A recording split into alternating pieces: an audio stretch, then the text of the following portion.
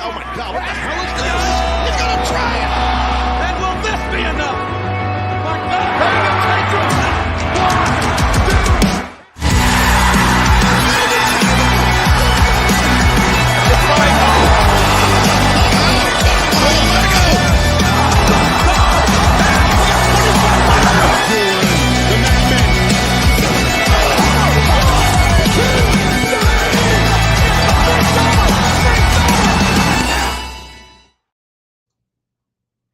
What is up, everyone? Welcome back to another episode of Ruckus Wrastlin. I am Josh Mabry alongside my tag team partner in this business, Justin Toner. How are we doing, sir? Doing great. Oh my God. It's been 2 weeks because of the holiday Thanksgiving. I had a great time. My family got stuffed. Got plenty to talk about. 2 pay-per-views happened. Someone so wrestling fans may have heard of decided to show up at Survivor Series. Randy Orton, right? It was Randy Orton.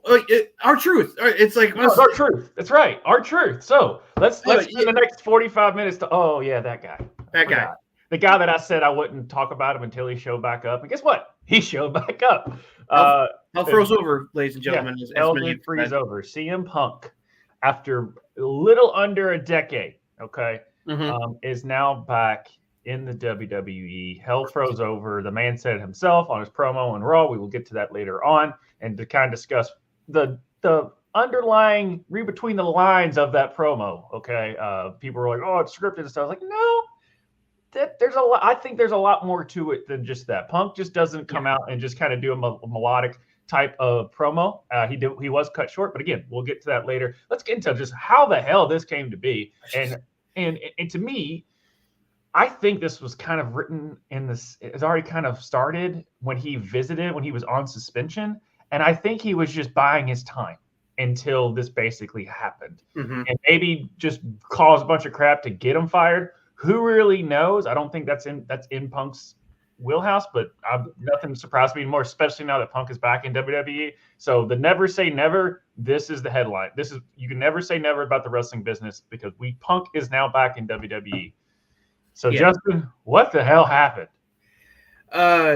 This is wild. I mean, it's like we're not going to try to understand it. This is massive. This is a massive deal. Not just because of what happened with how he exited AEW. Him going back to WWE is huge. And now, like you said, we've seen situations over wrestling history where guys have left companies and not in a great way and said lots of things and was like, I don't think I'm not going to go back. And then that changed. I mean, Hogan and Vince parted on not so great terms. He came back. Bret Hart, of all people, who was literally screwed live on pay-per-view by Vince McMahon. He buried the hatchet with Vince. He came back. The ultimate warrior of all people. The Warrior is like the last one that I can think of. Vince fired him not once but twice. Yeah. And it's like people have gone on record about the nightmare he was dealing with him. He came back. Right. So we've seen it's like never say never come true, but this is one people really thought might. How could that even happen? Because of all the things that he said about how he left, how he was fired on his wedding day to AJ Lee.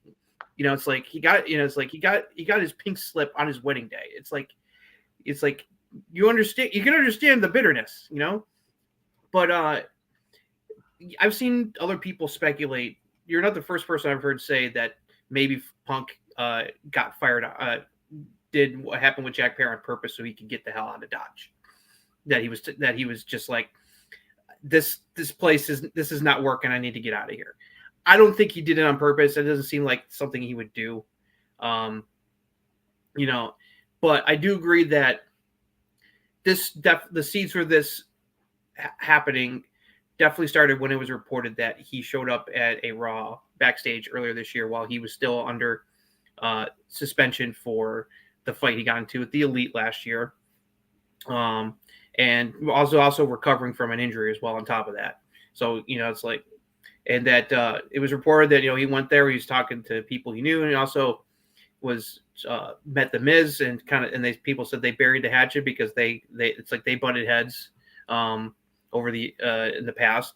And then he talked to Triple H for a bit before he was informed that he probably should leave before Vince does something, because Vince was a little more hands-on at the time. This was before the merger with UFC into TKO under Endeavor. And there's been rumors for a while. People speculation. Is Punk going to go back to WWE? That Survivor Series is in Chicago. It's his backyard. He lives like 20 minutes from the arena. It's like, it's a really short drive. Mm-hmm. It's like, but people, Sean Ross Sapp, Meltzer, all the guys, all the dirt sheets, all the reporters, they kept trying to dig, and all they kept hearing was, we haven't heard or seen anything. It's like, as far as we know, that nothing's happening. None of their sources came through. And Sean Ross Sapp, who's the best in the biz right now, going. Yeah. Meltzer a lot of times just talks out of the left side of his mouth, but because he's been in the business for so long. Meltzer is like, yeah, he's like 50-50. He kind of puts his more opinion of where he thinks it's going rather than just reporting the straight news, which is what Sean Ross Sapp just he does your typical journalism, which is a lot of stuff anyway. And that's a testament to the fact that this came together very quickly, and also that's how they were able to, also to added it was to their advantage. They allowed it to be so top secret that Sean Ross Sapp and others only got word that it was going to happen like a minute or two before he walked out at the end of the show. Right. Triple H basically took over everything. Yeah. Because all of a sudden people saw that he was backstage, and that leaked out to SRS and other people just before it happened. It's like, so literally it's like they found out just like literally at the last minute before it was going to happen. Yeah. It's wild. He didn't go into Triple H didn't go into specifics at the post media scrum after the pay-per-view, but he said that, hey, times change, people change. This isn't the same WWE when Punk left almost 10 years ago. He's not the same. I'm not the same. Right. Because So, Triple H and Punk never got along. No, ever. It's well known that they it's like they butted heads a lot. Yeah. So the fact that, because the word is that he and Triple H spent like over an hour on the phone talking, and hashed this out, and then it's like he did not. The word is he did not sign his contract until the day of the show. And he said, Triple H said that it happened only recently. Like when the rumors were flying, they were just rumors. There was nothing concrete set in stone that he was going to come back. It sounds like only within like maybe the last week and a half is when Triple H and Punk started talking, hashed things out, and he is like, yeah, I'm going to come back. And Triple H is, and Nick Conner like, come on in, buddy. Yeah, I mean, we're gonna make money. This is not photoshopped. Yeah, people. It was funny. I saw someone say, I know on Twitter, it was like, "Is this photoshopped? Is this real?" And people were like, "It's real, dude. It's real." He flipped out because he was happy that Punk went back to WWE. Yeah. So I mean, just this photo right here is surreal. Yeah. Even I'll tell you what happened. My reaction to because I was watching the show live. I watched Survivor Series live last Saturday night. So, the show's over. It's coming to an end. It's, Cody and them are all, celebrating. We'll get in more in that detail later. And I looked away to my laptop just for a moment because the logo was coming up, and I was like, oh, okay. Because because the back of my mind, I was like, because people are like, there's still a chance. There's still a chance Punk might show up. And I was just like, I literally was like rolling my eyes. And then as soon as I heard Cult of Personality, I snapped my head up and looked right at the TV, and then I see his name and logo appear on the screen as the fans lost their ever loving effing minds in that arena. And as he walked out, I literally was like, no, I literally said, no fucking way. And started laughing because I was like, my first thought was Triple H, you magnificent bastard, who did it. He did it. And you met. I was behind, right? So I was watching it, and I was behind because I was trying to keep messaged you and literally just said, holy fucking shit. You messaged me like, holy fucking shit. And it was right when the Survivor Series match ended. So I was like, and I messaged you, I was like, yeah, that was fun. Like, I literally just said that. I was like, yeah, that was fun. And then I'm sitting there just like doing something, and kind of like you, I'm like sitting there, and the Cult of Personality hit, and I just like did a double take and just walk. I mean, I was this close to the screen. I'm like, there's no way he's here. There's no way. It was so funny because it's like you're like, oh, now I know what you mean. Yeah. I was like, oh, now I know what you mean. Yeah, it's awesome. I didn't know you were behind on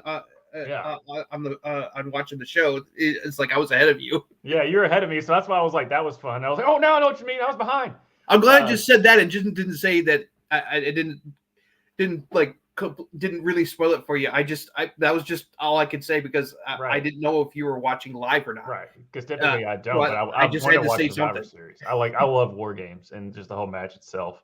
I've always liked it, so I'm always trying to tune in. So, but yeah, our boy Chris Taylor, thanks for joining. I think Punk is going to be a heel. I mean, based off the promo that he did. Yeah, I think the seeds have been sown. If you really pay attention to some of the things especially near the end that he was saying with that promo, I think that's eventually going to happen. He dropped the Scott Hall line, so he also dropped. It's funny. People also pointed out him saying, when he showed up on Raw and the first words of him, like, well, I guess hell froze over is the same thing Bret Hart said when he came back. Yep. And we all know how much he loves. He's a major Bret Hart mark. Bret Hart's one of Punk's heroes. So it was also not. It was appropriate. Him saying that because people were like, "Oh, Punk going back to WWE, then hell will freeze over before that happened." So it did. Yeah. Because I asked my friends, it's like I messaged them and I was like, "Hey guys, someone check the temperature in hell because I think it just froze over." CM Punk just showed up at the end of WWE Survivor Series. Yeah, and just like some reactions here, I want to get to this as far as some of the other wrestlers. Give me a second here. Oh yeah, that's.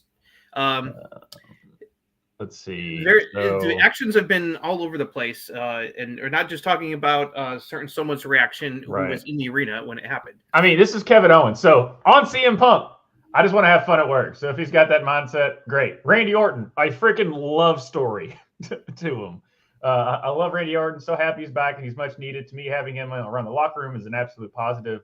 Besides the fact that he's a fantastic performer and legend, there are some people just good to have around. He's good for morale, and there are people now, which I love about our locker room. There are leaders without saying I'm a leader. You don't need to say it. You are. Randy's one of them. So when he's around, everybody ups their game just because Randy Orton's here, and I love that. Meanwhile, one sentence for CM Punk. So, and it's not like Kevin Owens has never met him before. And that's the word is that there's people that he was still really close to. They're still in WWE, like Kofi Kingston. He and Kofi are really tight. They tag team together. They were tag team champions. It's like they're like this, and so, it's like there's others that it's like he still was really good friends with, that are happy that he's back. Mm-hmm. But there's others that are going to be like Kevin Owens are going to be like, okay, it's like, okay, he's back. As long as it's all good. This is good for us. It's like. They're taking a wait and see approach, because of, the people are wondering like how long is this going to last, because of what happened in AEW, first between him and the Elite, and then the Jack Perry incident, it's like how long before he loses his cool in WWE, and I'm like, I don't think that's going to happen because the backstage setup in WWE is vastly different than AEW. Yeah, it's a machine. It's very well structured. Whereas kind of the Wild West, kind of the same thing with WCW as AEW. Like I said, AEW is a baby. I'm not trying to defend AEW. They should be able to run a tight ship as much as they possibly can. But WWE has been around doing this and have this structure and this culture. Now, the culture has changed a little bit since Triple H has taken over. But as far as your P's and Q's and how things are done in the locker room is a lot different. And especially they don't let shit get out. like AEW does and stuff like that. It's just not. It's much more structured. Whereas AEW is still kind of Tony Khan's little toy at this point. It's kind of how it comes across. I don't know Tony Khan personally and all the other stuff, but it just kind of seems that way. That environment and also some of the decisions he made didn't help matters. The beefs could have been squashed before they got to the point of physical altercation in both instances. Now, is Punk completely innocent in that whole situation? Of course not. It's like, it's obvious that he lost his cool and he shouldn't have, and lost his temper. It's like, but it's not all his fault. Everyone there's a lot of blame to go around for how he ended up being fired from AEW. And I'm one of those people that is like, it's on, because I know some people are thinking that it was a stupid decision, they shouldn't have done it, but it's like, well, they didn't really have any other choice at that point. It's like they had to do what was best for the company. And so it's unfortunate they have been. And this also makes sense because it's like, this is Punk's chance to rehabilitate his image and prove what people, a lot of his critics have gotten more vocal this last year, that it's like, I can be a professional. I'm going to go back to the place that I said I would not want to go back to work for, and I'm going to be a professional. And that's definitely what his promo was about. I mean, like, as some people, I think, I know there's some justifiable criticism of the promo. We'll get more to that when we get there, but it's like, people expecting like a pipe bomb 2.0 and him ripping Tony Khan and AEW new ass, that was not going to happen. I don't think he will, and I don't think he legally can, based off of Tony Khan coming out and saying he can't legally talk about it either. Yeah, Tony Khan, instead of saying like no comment, said I legally can't comment, which adds a completely different context to him not wanting to comment on the whole situation. Yeah, because there might be potential legal action involving his exit that is still up in the air potentially. So. And it makes sense. I mean, why would he? There's no point. Triple H wouldn't want to do that either. I mean, like, they don't. It's like they don't. At this point, they don't have wrestlers taking verbal pot shots at AEW, and there would be no point to it. It was more about he's back. It's right. Like, and him saying why did he decide to come back when he's made it clear that he didn't. It was not going to happen for many years. No. So CM stands for corporate man Punk now, because he's finally went back to the corporations. He's not the voice of the voiceless anymore. He's all that crap, because people are giving CM Punk crap for even returning. Oh yeah, he's being called a hypocrite and everything. But it's like, right. Then you guys say the same thing about Bret Hart, Hogan, and all the other people that had issues with WWE and Vince McMahon or both, and they went back. As one other legend / Hall of Famer said, everyone has a price. And and plus, like they said, he got the bug when he went back to AEW. He caught the bug again, because that was the thing. He was gone for 7 years because he just fell out of love. He was burned. He was burned out. He was burned out for wrestling. Right. And certain people, like, there's certain industries where you just get, or certain things, you just get burnt out. You just got to take a break. It took him 7 years in the right scenario for him to finally come back. And once he came back, he got the bug again, and it just hasn't gone away. And they figured it out, with Triple H. For those who don't know, got a bad staph. Basically, he was burnt out, got a bad staph infection. He was trying to, even in the 12 Rounds Part 2 or whatever movie, they were going to have him in it as the main guy, but then they were going on a European tour. This is all from CM Punk. I'm just telling you what he said. He was on the podcast saying this stuff. And then that's when he ended up going to court over it, because they were saying, no, that's not true. Then he ended up becoming out of best friends with Colt Cabana out of it. Yeah, that led to his fallout with Colt Cabana. His fallout with Colt Cabana, but it was supposed to, they were on a European tour, and then he goes to Triple H, and Triple H was like, no, it won't be. And he was like, yeah, I saw the schedule. I'd be on a European tour. So he couldn't do it. Guess who got the role? Randy Orton, which is kind of funny how they both returned at the same time. Yeah. And then he was saying that the doctor did misdiagnose him about his staph infection, which can kill you. If you get a bad enough staph infection. Staph infection, if not properly handled, will kill someone. So he took his ball, went home, and then you can sit there and say you purposely didn't. It's a pretty damn coincidence that you fired him on his wedding day, got the papers FedEx in the mail. Yeah. And it was Triple H that kept.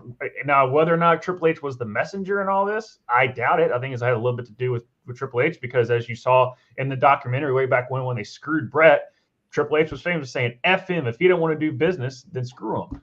On that. So it kind of was where it leaned upon. And plus, when CM Punk came in, him and Shawn just did not get CM Punk, did not understand CM Punk, and they never understood him. This other guy did. This wise man said, I think he's one of the biggest superstars you're all going to ever see. Yeah, it's like Paul Heyman was one of Punk's biggest supporters. That's why they were aligned together on TV for quite a time. With Heyman as his mouthpiece manager. It's like, it's that, and he referenced him. It's like, he's like, he made references to advice that both Heyman and Dusty Rhodes gave him that he still holds. Yeah, I mean, and if anything, Paul Heyman's the greatest person that can ever take an island ever. Yeah, he can take he loves his island of misfit toys. And say what you want, CM Punk's kind of a misfit toy as far as his personality, his look, everything. He's not your typical, big brute, big meaty man stuff meat. Even though shout out to Ivar and Bronson Reed, that was fun. Yeah. But we'll get to that later. But that's kind of how he was. But Paul Heyman loves those type of guys because those are the type of guys that he made to be big. Even Steve Austin, when he took him on at ECW, even though he had the look and stuff, he was an island of misfit toy because Eric Bischoff didn't like him, didn't understand him, didn't think he could draw a dime. Didn't think he was a main event talent. Right. Didn't think he was a main event talent. One of many of Bischoff's many big mistakes, letting Austin go. And it's like, because it's like, it's funny. And here's the other thing too that's very fascinating about this whole situation is that, and many people have said it, and I will reiterate it. WWE didn't need to bring Punk back. No, they're doing gangbuster business right now. It's like business is great for them. That's like you can see it. Like it's like people are showing up to the weekly shows and the pay-per-views. It's like some crowds are. I mean, Nashville was packed. Now the crowd is not the typical crowd that I would be, but they still are packing the place. Yeah, and Triple H has really improved the product in a lot of ways. I mean, it's not perfect. There's still plenty of stuff that's like that we're not fans of. But there's a lot of stuff that's working, and it's compared to when out of touch loser Vince McMahon was in charge. It's like night and day right now. Yeah. People that are getting pushes opportunities that would never have gotten that under Vince are getting that chance, and they're shining and getting over. So it's like it's proven that Triple H knows what he's doing. He's allowing the talent to breathe. Yeah. So WWE didn't need Punk. Punk needed WWE. Yes, we said that. I don't know how, as soon as the whole rumor and we touched about it, we both agreed was like WWE really doesn't need Punk, but Punk needs WWE more than that. That being said, the man can move paper. He moves the needle. There's no denying it. The problem is CM Punk knows that, which is kind of why he's the locker room kind of because he knows he can. He has a good foot to stand. He has a good foot to stand on, even though he got hurt his foot a long time ago. Anyway, for example, the YouTube clip of his return at the end of the pay-per-view is currently at 5.7 million views. Yeah. I mean, he has them, like they were saying, like it was the biggest viral video they've had since, and the other video was like the other CM Punk return or something like that. The only other thing that from the show that comes close to, of course, Randy's return, and that's at like 3.5 million views. Right. So I mean, it's almost 6 million views. Yeah, within less than a week. And Punk moves the needle, which is why they put him at the end of Raw, like I was telling you, because you were like, I like to see him at the beginning. I'm like, yeah, but people tuned in to see him. So if they had him come out for once, it's a ratings deal. So if they had him come out first, and then that was it, and people would have just tuned off. That I mean, the people to stay around, but that would have been They were worried about by the third hour. Yeah, you wouldn't have had the You wouldn't have had that. You wouldn't have a drop off like you would have if you put them on first. But put on Randy. I mean, dude's. I've never left the company. Dude's been the dude. And then we'll get into the whole show itself. But that was I understood why. Yeah, and also came out of why he got so little time at the end because Dom and Randy went over. And it worked because between Randy and Punk coming back, the ratings were up by almost 30%. Yeah, it's like that's massive. That's a massive boost. So yeah. The reaction, the numbers. It's like large part of the internet wrestling fandom loves this man very much, and they're excited that he's back because of the possibilities. I mean, just think about all the matches and feuds that he can now have. I mean, like literal dream matches. It's like there's a lot of exciting possibilities, and I think that's one of the reasons that Triple H and Nick Khan decided to pull the trigger on this and bring him back. So we live in interesting times, my friend. Yeah, it's one wild year of wrestling. I tell you, this is fun. And I mean, you kind of look at a couple of things I want to also get to, and then we can possibly can move on because I mean we good 30 minutes on Punk on that, and I mean so this is a national story. I mean it was everywhere. It was everywhere. ESPN, Sports Illustrated, everybody. Right. I mean, you had people sitting there like that. I sit there like, oh yeah, CM Punk came back. I'm like, how do you know who CM Punk is? So it's just it's incredible the outreach that he's one of those top guys, and it is what it you can't deny it. Is he one of the greatest ones in the ring? No. Is he one of the greatest talkers? Probably. But he knows how to tell stories. He knows how to draw money. He just knows how to he's the complete package as far as he's not going to be the most technical wrestler. And actually, he's kind of a little, he's showing his age as far as he can still go in the ring, but he's one of the best on the mic. And it's like his time in AEW showed that, especially in his MJF feud, because dear God, that feud was definitely the highlight of his time. Yeah. I put that on the background a lot. Just that story, someone put a cut together of that whole feud, and I just put that on the background sometimes because it's just that just feud and their mic, and then their matches were really good. On that. The dog collar match they had. The dog collar match is a classic. On that, and then but a couple of things. One, we kind of talked about this before we went live. Please, forever watching, please comment, subscribe, all that fun stuff. Thank you all for joining us. And just kind of tell what do you think. Put in the comment section of what your thoughts are on CM Punk. Or you're like he's too much of a hypocrite. I'm never gonna watch again. I doubt it. I'd call you a hypocrite if you said you're never gonna watch WWE again. But I'll hold you to it. But I'm pretty sure you will because it's exciting stuff. It's good television, and this is why we watch. But does this bring the day when when he came back in Collision? He did shout out Zaslav. Most people don't like him because he's a CEO of a multi-Fortune 500 company, so no one likes those people. Yeah, and he keeps opening his mouth and saying stuff that really pisses people off. Right.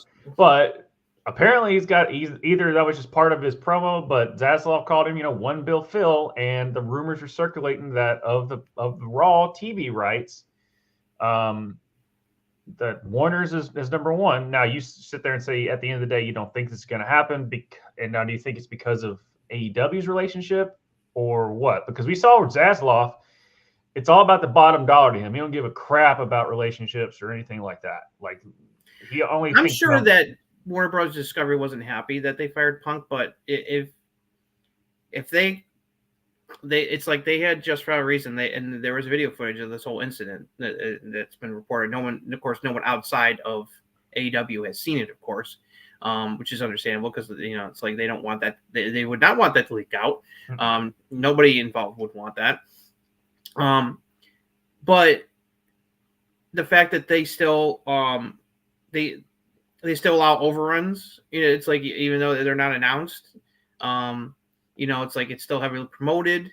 Tony said they still have a very good relationship and reported very happy. I mean, like, I don't think getting rid of Punk would completely sour their relationship. But it's like it's from what all indications are is that they're pretty happy with AEW, and so it would feel like Bizarro World if they decided they wanted to put Raw on like TNT or TBS. Yeah. I think say never. Yeah, never say never. But I think there's plenty of other players at play. Like it's like there's other big names that are rumored that are in the running. Would be Disney via FX, and also of course Amazon. No surprise there. I mean, we'll see. I'm not going to say it's not going to happen, but it's highly unlikely to me right now that it would happen. Yeah. Another thing about it, I don't know if you saw, maybe you could give some insight.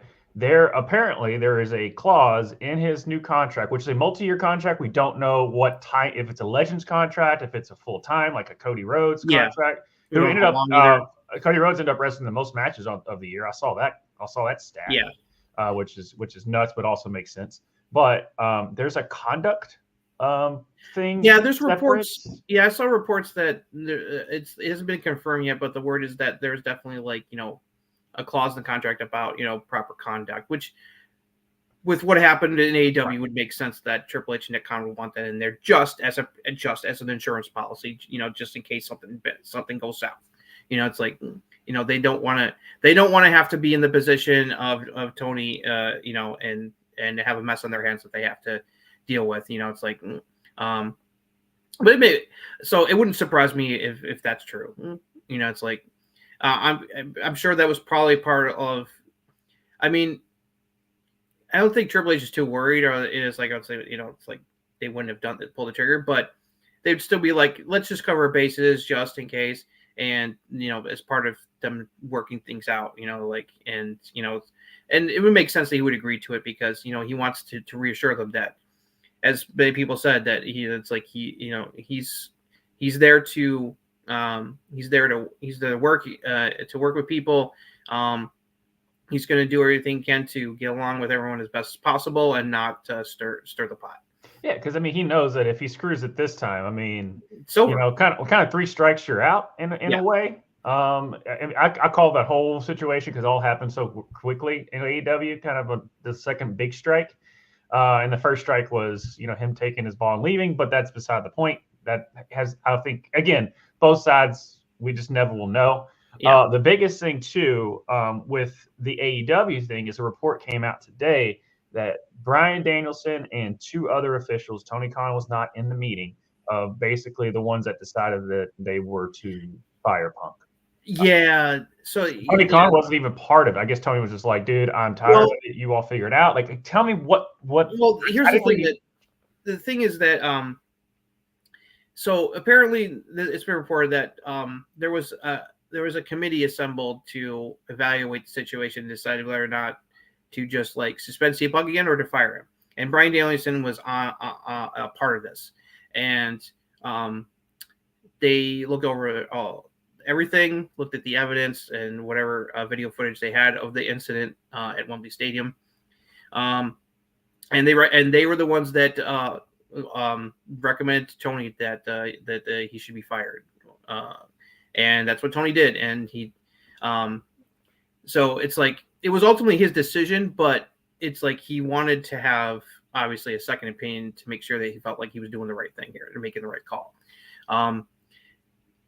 This makes no sense why this would come out now. It feels like people trying to make Bryan Danielson help people look bad, and it's like it's not going to happen because he and Punk are good friends and are still good friends. It's like yeah, they're big they're like huge ROH. Him, Samoa Joe, and CM Punk were all like big, huge. Yeah, like, they go way back. Guys. They go way back. It's like that, and that would make sense why he would be on it because, like, yes, he is Punk's friend, but Danielson has a level head on his shoulders. He's not going to let that influence. Like, if someone if a friend does something wrong, I'm going to call him out on it. It's like, right. I'm not going to pretend like look the other way. It's like, I would hope the same for, the other right back at me. So, Yeah, this is weird. This should not have leaked out. This is weird. This felt like a way to try to take a shot and make Bryan Danielson look bad. Which is I just don't know who leaked it, because Sean Ross Sapp, I remember I was watching his live show after Raw with Denise. I forgot her last name, but she's Salsudo. Yeah, thank you. It was on there, and he kind of like hinted that, hey, I've got a nice story that's going to come out. Which would be he's going to release it on Tuesday, and then you saw it come out. Now I'm pretty sure it was Sean Ross Sapp that reported it first. So if he's reporting it, he didn't. I mean, he said on the story, yes, and he teased it on his show, because that's what good paywall subscription person should do on that. But also, too, it wasn't like he just sat on this story the whole time, because he didn't even. This happened within 48 hours of Punk coming back. That he had this story. So, and he didn't even know Punk was going to come back. So either the timeline doesn't add up that Sean would hold on to this story. I'll put it that way. So someone in AEW knew it, and then like I said, like, it's very curious on why this would come out, and also the timing of it. And I just, maybe Sean sat on the story forever because he didn't figure like, but Bryan Danielson being on the committee that fired CM Punk, I would think would be something you would release it immediately when you find out. Yeah. So the fact that he sat on the story for this long because he thinks I don't understand that Sean Ross. This coming out reeks of ill intent of the people who leaked it out. Yeah, and it's because Sean's doing what he's supposed to do. Like, he's all. I mean, he has his own opinions and stuff like that, but he basically doesn't keep up with wrestling the way we do, as far as who won this and history on that. Because I'm watching him sometimes on some Wrestle Talk shows where they do like what they call Survival Series, and they like go naming all of the previous United States champions. He's like, I used to know all this stuff, but now I'm so busy reporting things. Anyone who can remember that stuff on top of their head, God bless them. It's like, I know my wrestling history, but I wouldn't be able to do that off the top of my head. Yeah. So, but anyway, I just from seeing Sean Ross on videos and stuff like that, and how he is, he doesn't Meltzer it, where he puts his opinion on top of it. He just reports what he's hearing. On that, he's a true journalist at this point. Please, Sean, just keep doing what you're doing on that side, and don't just put your opinion, lace your opinion and stuff, which is what we get on journalists right now for. On that, it's like, just report me the news. Don't tell me what you think. And he's very good at that as far as a wrestling reporter is concerned. And so I don't think he said on this story. Long story short, I know it's a long-winded answer. Yeah, no, he would tipping the cat to him, but. Yeah, I agree on that. But that's, I think that is all I have for Punk. I'm surprised we only did it for 37 minutes. I could go through this whole storyline. His whole timetable of how the hell we got here. Someone made a picture of 2013 with Seth Rollins, Randy Orton, CM Punk, and Triple H in the middle, and Cody Rhodes. Yeah.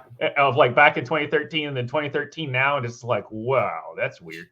How that all worked, how 10 years, and hey, we're still here, guys. We're still doing the same thing on that. So a couple of things, but we kind of joked about it. Obviously, Will Osprey, we were thinking it was going to happen. It happened. Yep. He was the big signing that Tony was teasing. That it was revealed at Full Gear. He came out and revealed that he had signed a multi-year deal with AEW, but was not going to start with the company just yet, because his new contract with New Japan does not expire until, I believe, February. So he's going to fulfill his remaining obligations to New Japan, and then once his New Japan contract is expired, he will start an AEW. He's going to be, which he'll probably make it his debut as a full member of the AEW roster at Revolution.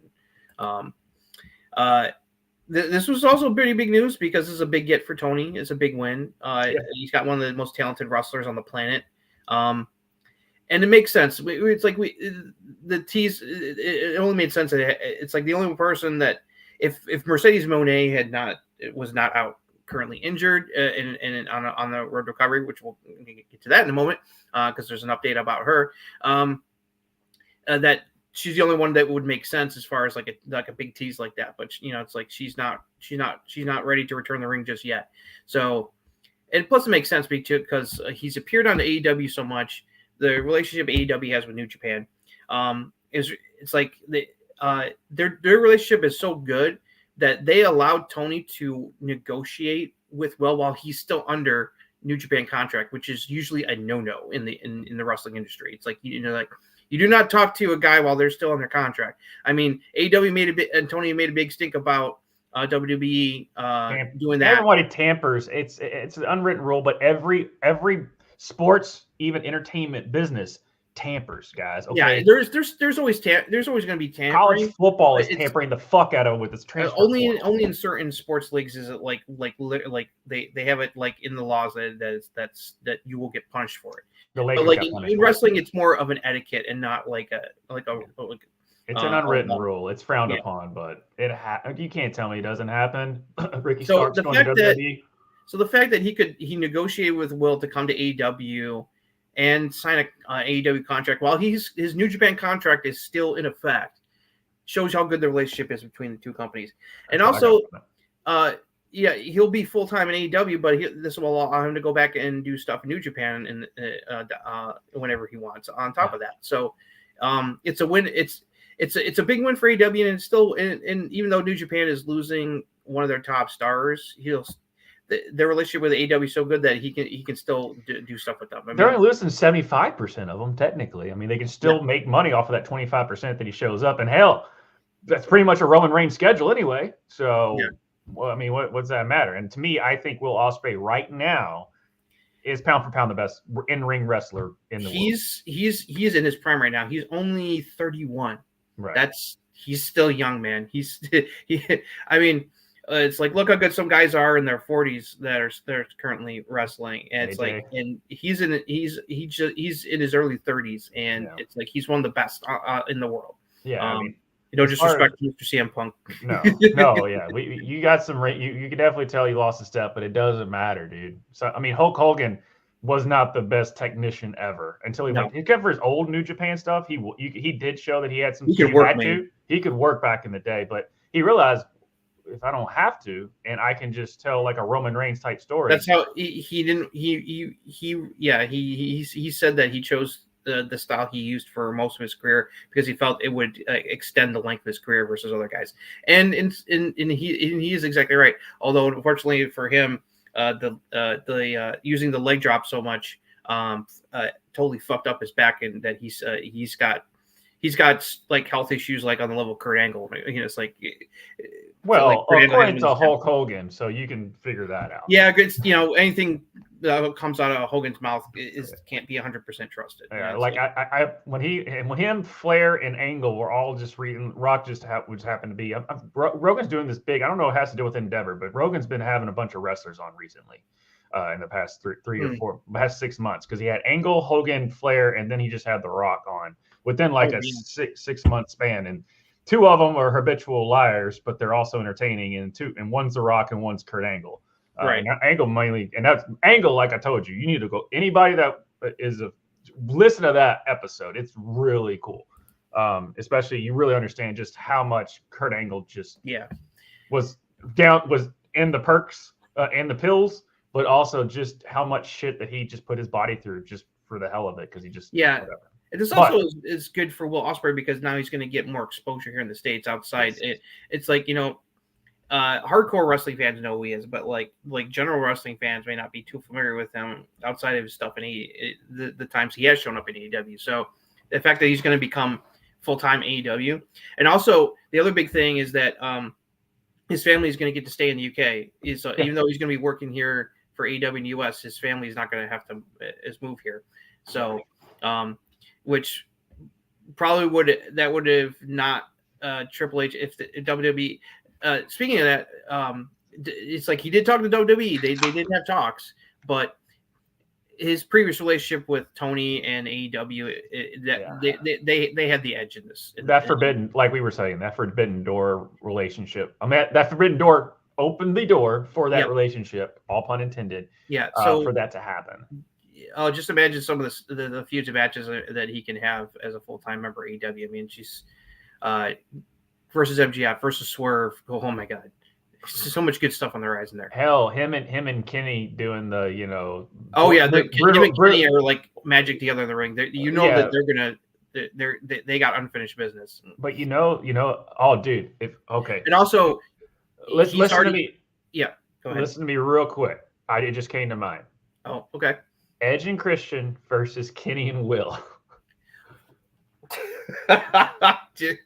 Dude, that's no. I'm with you there. That's give that to me now. Right? Like Kenny Will Osprey, who are top 5 in the game right now, which I mean, Kenny's got his back problems, but dude can still. Seth Rollins, Moxley, Kenny, and Will are just, to me, 2 are the top 4. Yeah. Swerve is getting there, definitely.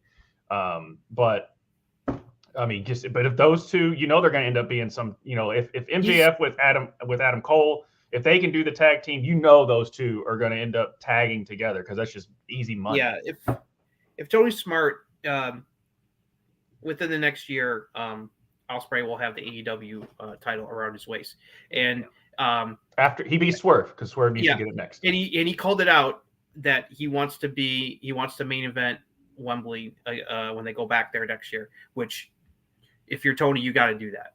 Yeah. When they go back, you have to have him in the main event. He's the hometown boy. Everyone saw the reaction he got at the pay-per-view at Wembley. If he's signed full time, you got to have him in the main event. Yeah, dude. Will is just incredible, because I remember when he did his gymnastics routine with Ricochet. I just always call it that. It was still fun, but it just, they didn't sell for shit. But now you see him, the progression he made from, yes, you have talent and you're athletic as all get out, to now being a solid storyteller, especially with him and Kenny.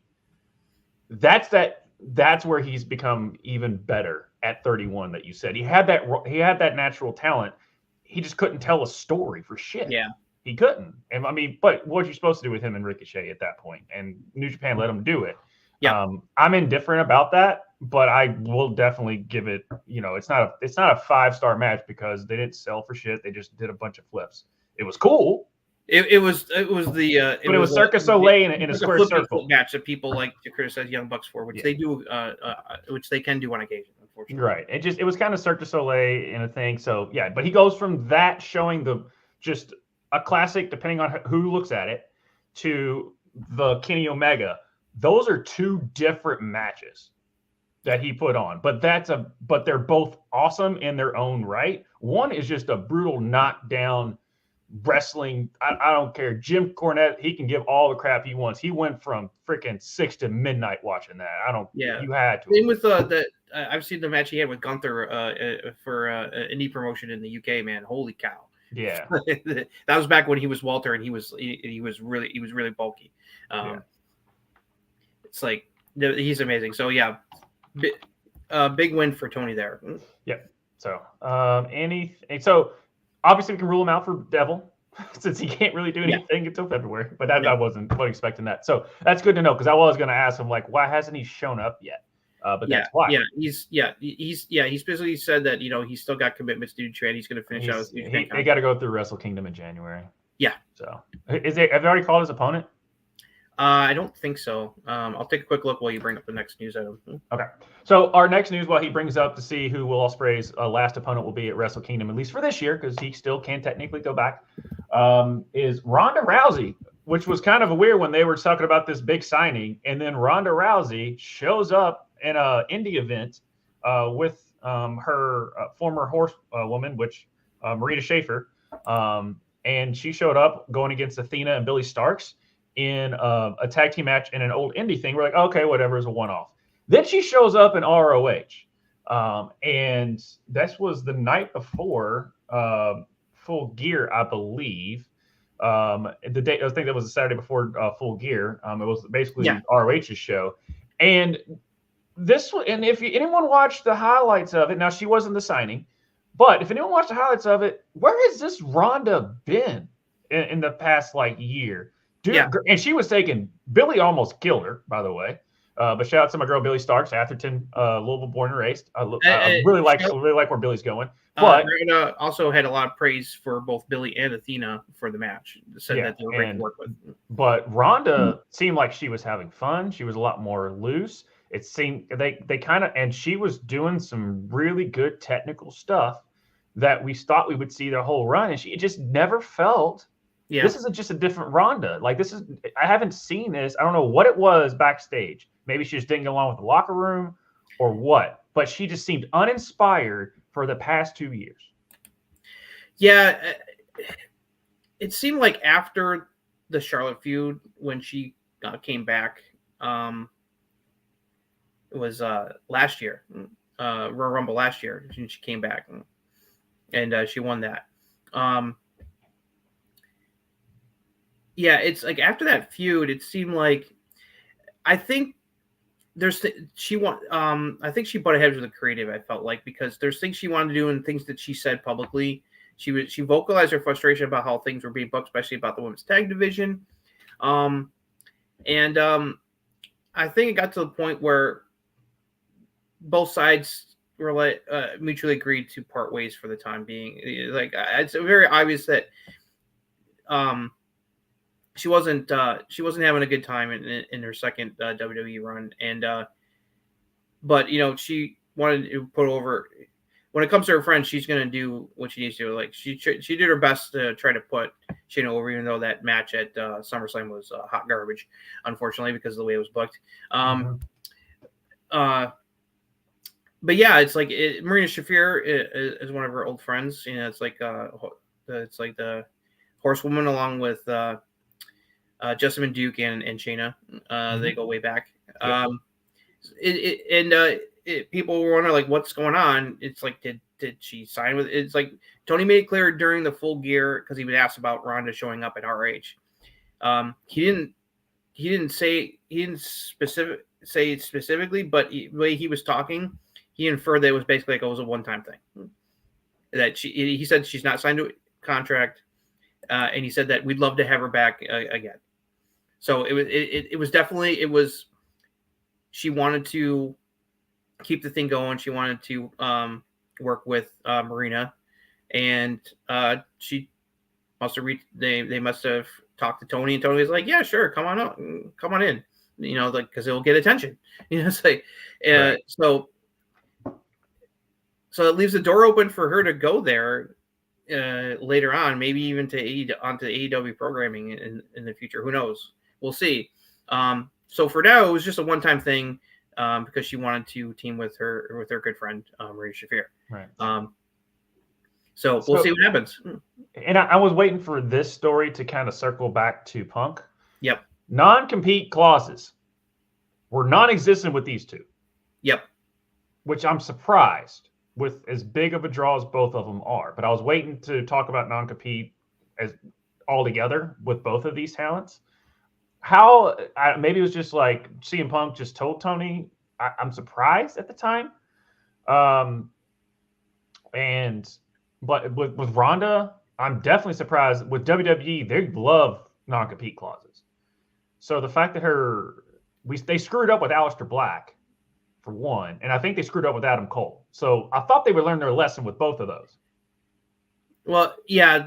I know their contracts came up, but that still doesn't mean that a non-compete, right? They were on because if someone's in NXT and they get released before their contract is over, there's only like a 1 month, 60-day non-compete. Main roster non-compete clauses are normally 90 days, 3 months, and it's been about 3 months for both of them since Ronda left WWE after SummerSlam, and Punk got fired after All In Wembley.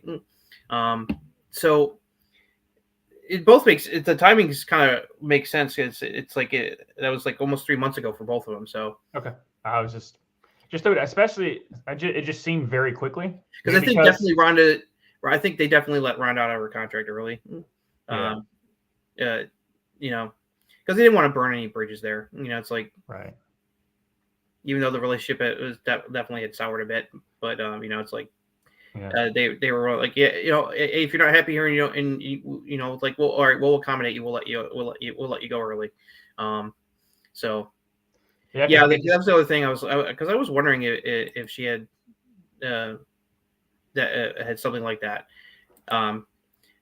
So it's very interesting. So the door has been open for Ronda to work more with ROH and maybe even AEW in the future. So we'll see if we get this Ronda, I'll take it all day. If Tony gets that Ronda, that's going to be one hell of a boost to their women's division. Also, it will draw attention, especially if he's already pissed off Britt Baker and might lose her.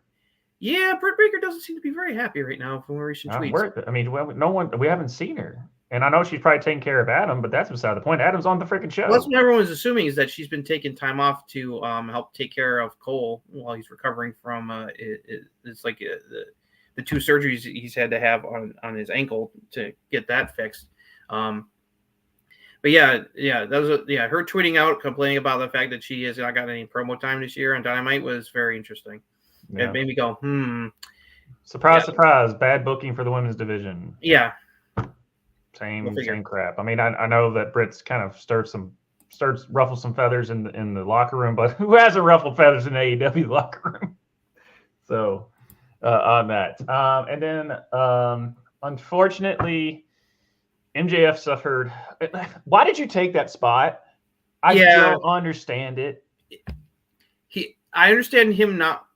It's a wrestling thing where, like, if a spot is blown, a lot of times either there's 2 options: either improvise and move on, or they redo it. He kind of improvised and did the elbow drop anyway, even though he didn't put him through the announce table because the announce table broke. And unfortunately, doing that definitely hurt him. And also, that's where he dislocated his hip. Which when he was talking about that, the most biggest scrum that he had to get that pop back in place, he was not joking. Right. It's like it actually happened during the match when he did that, when that spot was blown in, but he still went up and did an elbow drop onto Jay White in the main event. And then apparently he tore his labrum in his shoulder. I forget which shoulder it is. During the match, you'd think it would have happened during that crazy cutter move he did on him to the outside ring, which was absolutely insane. But it was a routine move in the match is where he apparently tore his labrum. Now he tweeted out about these injuries, but then deleted the tweet because I guess Tony didn't want that to be known right now that how maybe serious his injuries are, and probably told him, could you please delete that? I wish you hadn't said that, because they haven't talked about him being injured on TV, because it's like he's got the title match against Samoa Joe at World's End to close out at the end of the month. But this is bad news for AEW because he's their guy. He's their top guy. He's one of their top guys. He's their champion. The face company. He's been killing it with this babyface run and everything with the Adam Cole bromance. The word is that it's like he's trying to rehab it to avoid surgery. But if it's bad enough and the rehab doesn't work, he's going to have surgery and he's going to be out. You're a professional wrestler and you're trying to rehab it while also being a professional wrestler. Like, unless you do a Stone Cold broken neck type of thing where he kind of just dicks around and goes on the mic, which he can do. I don't, especially being the world champion, how the hell are you going to get away with that? I mean, the dislocated hip is definitely serious. I mean, he was still using a cane this week on Dynamite. So it's like, that's still not hard. He still hasn't recovered 100% from the dislocated hip either. So yeah, this is very bad news for AEW. If MJF has to drop the title to either Samoa Joe or somebody within the next couple weeks, that sucks for him and sucks for AEW if he's going to be off TV for a while. What's up, Tishka? Yeah. Giff, you're punk ass trick ass Mark. We're cool Marks. He's the punk ass trick ass Mark. Yes. Because cross your fingers that everything works. Because this is all coming from SRS and other people. It's not been confirmed by AEW that he's got. It's like the hip. We know because he referenced that, so we know that it's like that. He said that, so like we know that that's been confirmed. He confirmed that, and then the tweet also confirmed the shoulder injury, but he deleted that probably because Tony told him it's like not to let that leak out right now. So this is. this is all just reports from the dirt sheets right now about how serious the injuries are. So we're just gonna wait and see what's gonna happen at the pay-per-view, because it's like if he ends up we'll see how this match with Samoa Joe goes, because like it could be a short, it may not go long depending on where his shoulder's at, especially if he has to take time off and get surgery. So this sucks. Yes. Real quick, we're on an hour. Just kind of run down. I'll give you the floor. Kind of run down where Mercedes is, and then go right into Full Gear, and then I'll be back and we can talk about it, because we're trying to hit everything, guys. We're gonna be right at 2 hours today. A lot of other stuff going on, but we're probably just gonna do the 2 pay-per-views and then Raw, and then we'll be back to our fully allotted stuff next week. So thank you all for joining. But yeah, I do apologize. We're probably not going to get to SmackDown or NXT, but we're just trying to get you all the content as much as we possibly can. But Justin, take over what's going on with Mercedes and Full Gear, and we basically will just talk about Swerve versus Hangman, because that thing. So the other major news item was that yesterday Mercedes Mone put up a video on her YouTube account showing that her getting back into the ring and getting ready to return from the ankle injury that she suffered at the New Japan Resurgence show back in May. So this is good news. The video showed she's got a brace on, but she was like doing stuff in the ring, was looking good. Definitely had some pain on her face, so she's still it's still not 100%, but the fact that she's working out in the ring means that she's getting closer to being cleared to return to action, which is good for New Japan and the world of wrestling in general. So look forward to when she's back in the ring, because she's one of the best. All right, so let's get to let's run down AEW Full Gear here. So we had a 1 hour, 0 hour pre-show. On the pre-show, Eddie Kingston defeated Jay Lethal to remain the ROH Heavyweight Champion. Claudio Castagnoli defeated Buddy Matthews of the House of Black. And then the big angle on the 0 hour was the match where MJF teamed up with Samoa Joe to defend the ROH tag team titles against the Guns of Bullet Club Gold. Samoa Joe kept his word. Despite some tension, they worked together, and he helped MJF keep the titles on him and Adam Cole for the time being still. But then after the match was over and Samoa Joe left, the Guns attacked MJF on behest of Jay White. They did a Pillmanization of his leg with a steel chair, which led to a whole stretcher job, and he was put in an ambulance and taken out of the arena. But before he left, he shouted out to Adam Cole. Adam Cole showed up near the end of the match. He was there for the show on crutches. He begged Adam Cole to not let them strip him of the AEW title and just give it to Jay White, which was a whole thing during the show. Just get out of the way right now. During the show, Jay White wanted to be awarded the title because MJF could not compete, and so he would forfeit the title. But Adam Cole said that he talked to Tony Khan and that he would take MJF's place in the title defense instead, which made no absolutely damn sense. Because if he wasn't cleared to wrestle right now, why would Tony allow him to wrestle in MJF's place? It's we'll get into that more later. But as far as the rest of the matches go, on the main show, we had Edge, Sting, and Darby Allin defeating Team Christian Cage with Luchasaurus and Nick Wayne. Great stuff on the match. Really enjoyed it. Good heel work from Christian. He's killing it right now. Orange Cassidy finally defeated Jon Moxley to keep the AEW International title around his waist. It took a lot of orange punches and a lot of other effort, but he finally knocked Jon Moxley out. And so, which is a good thing. He kind of needed that. So we'll be interested to see where his second reign as international champion is going to go. Timeless Toni Storm, one of my favorite people right now.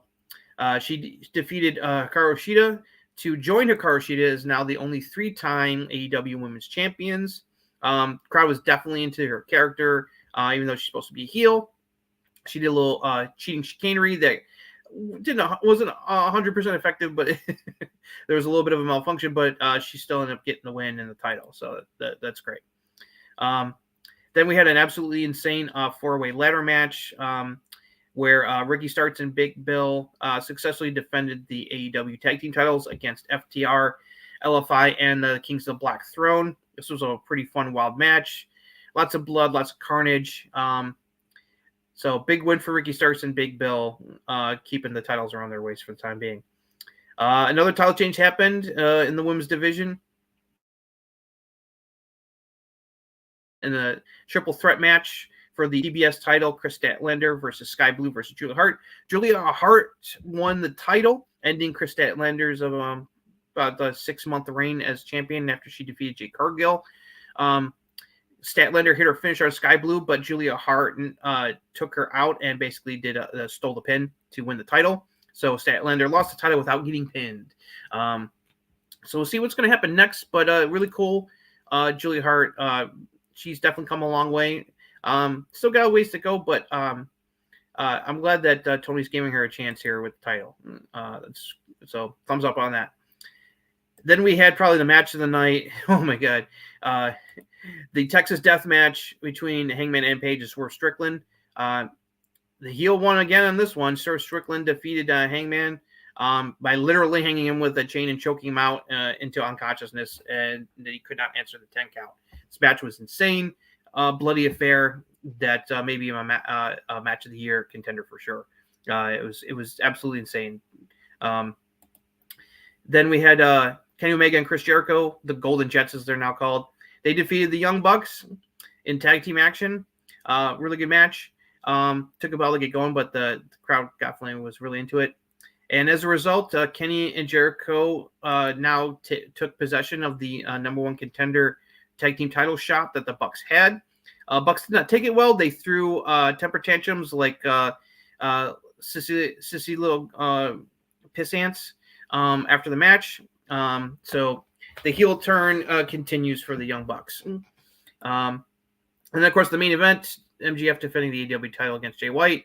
It looked like Cole was going to do the match, but, of course, at the last second, MJF returned to the arena in the ambulance, limped out to the ring despite protests from security and management and Adam Cole. He wanted to do the match.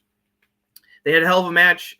Great job by MJF selling the injury during the entire match.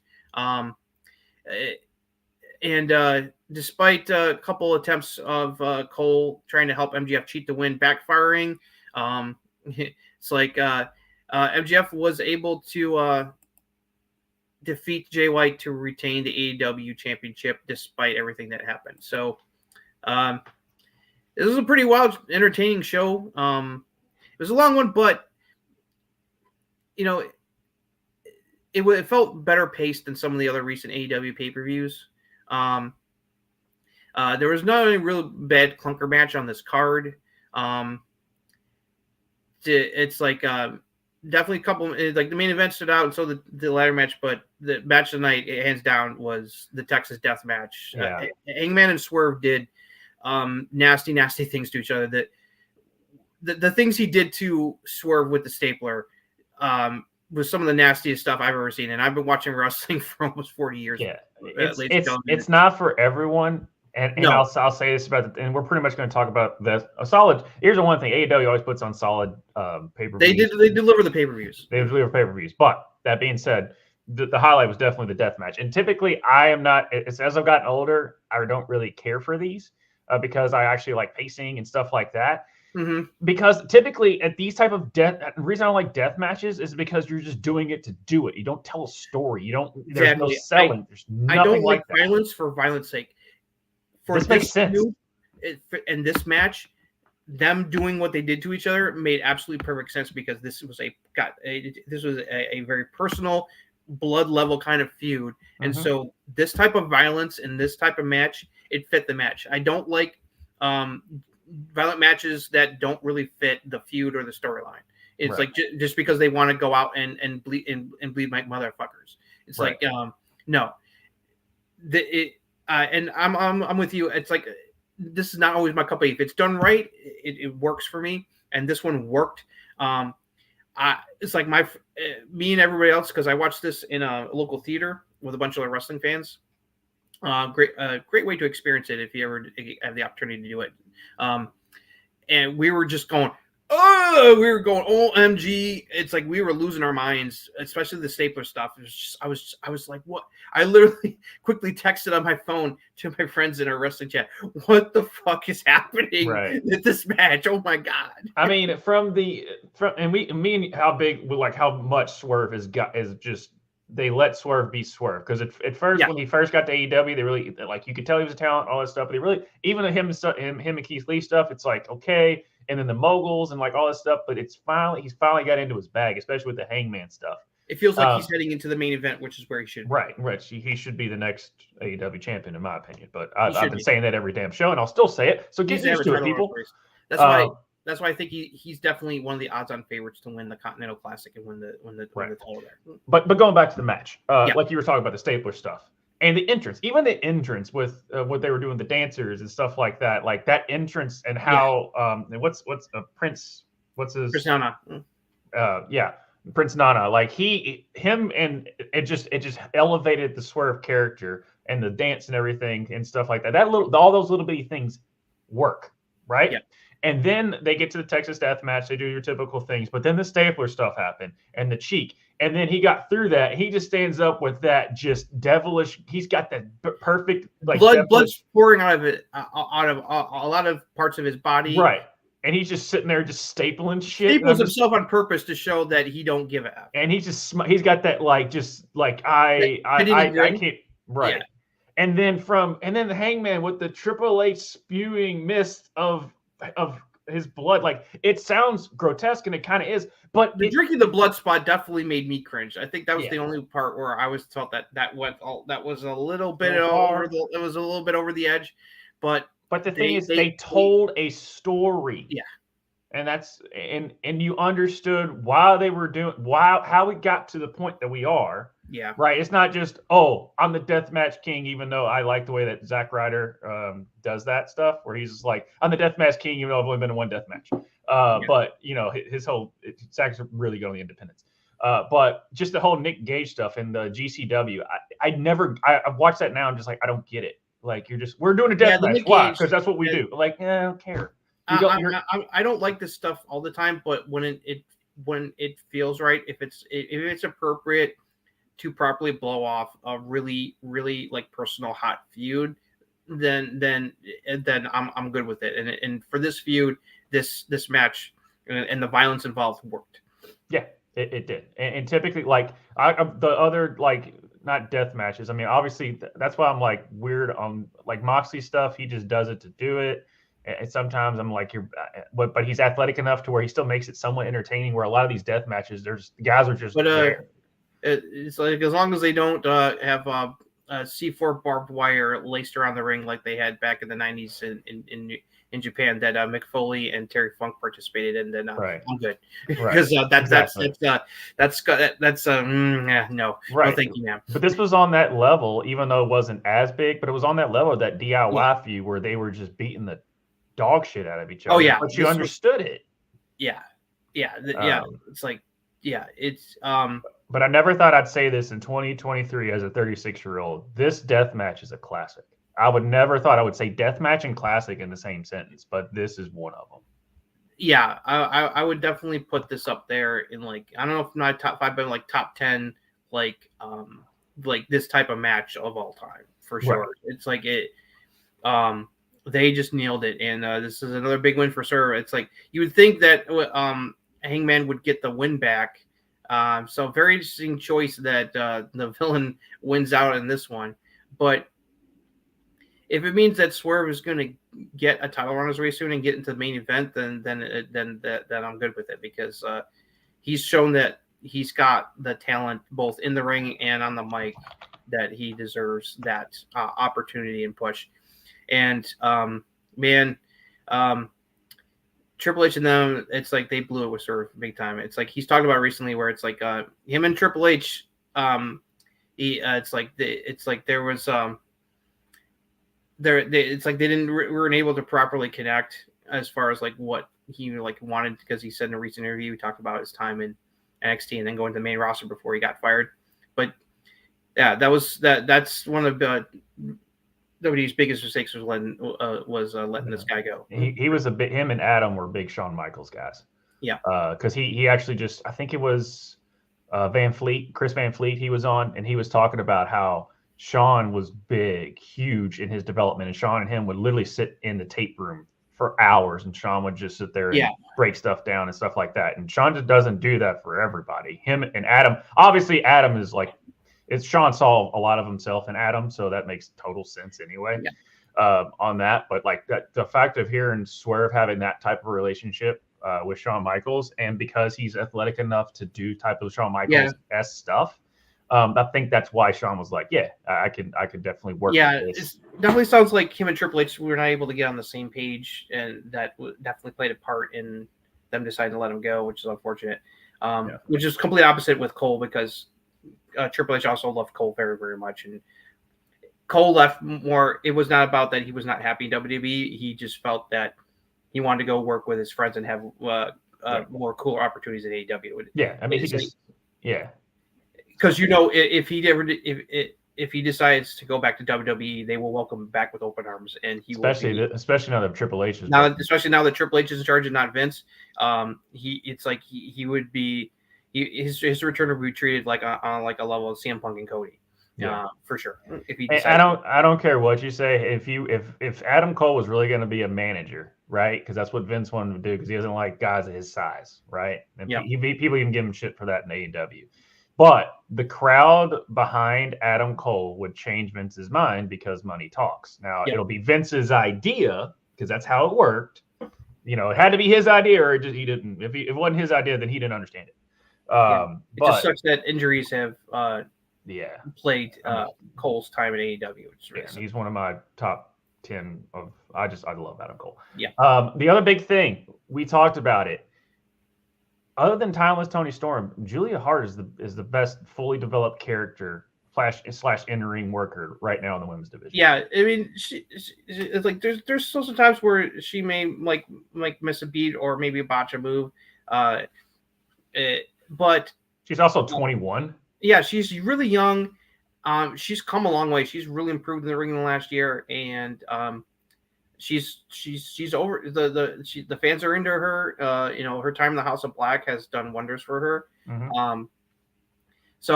I think it's a good move that he's willing to give her a chance.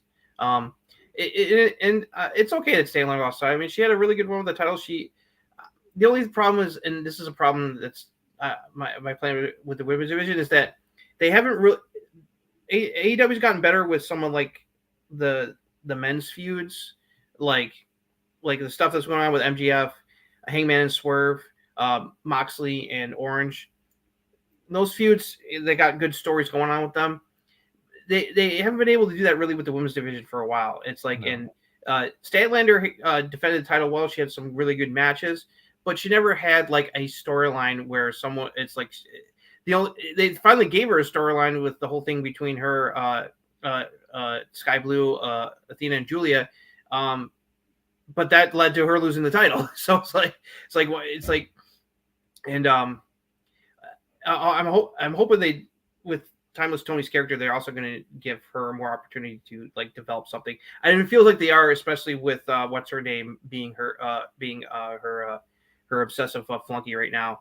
Mara, that could definitely, Fabulous or something. I think that definitely is going to lead to something. It's like so. Sure.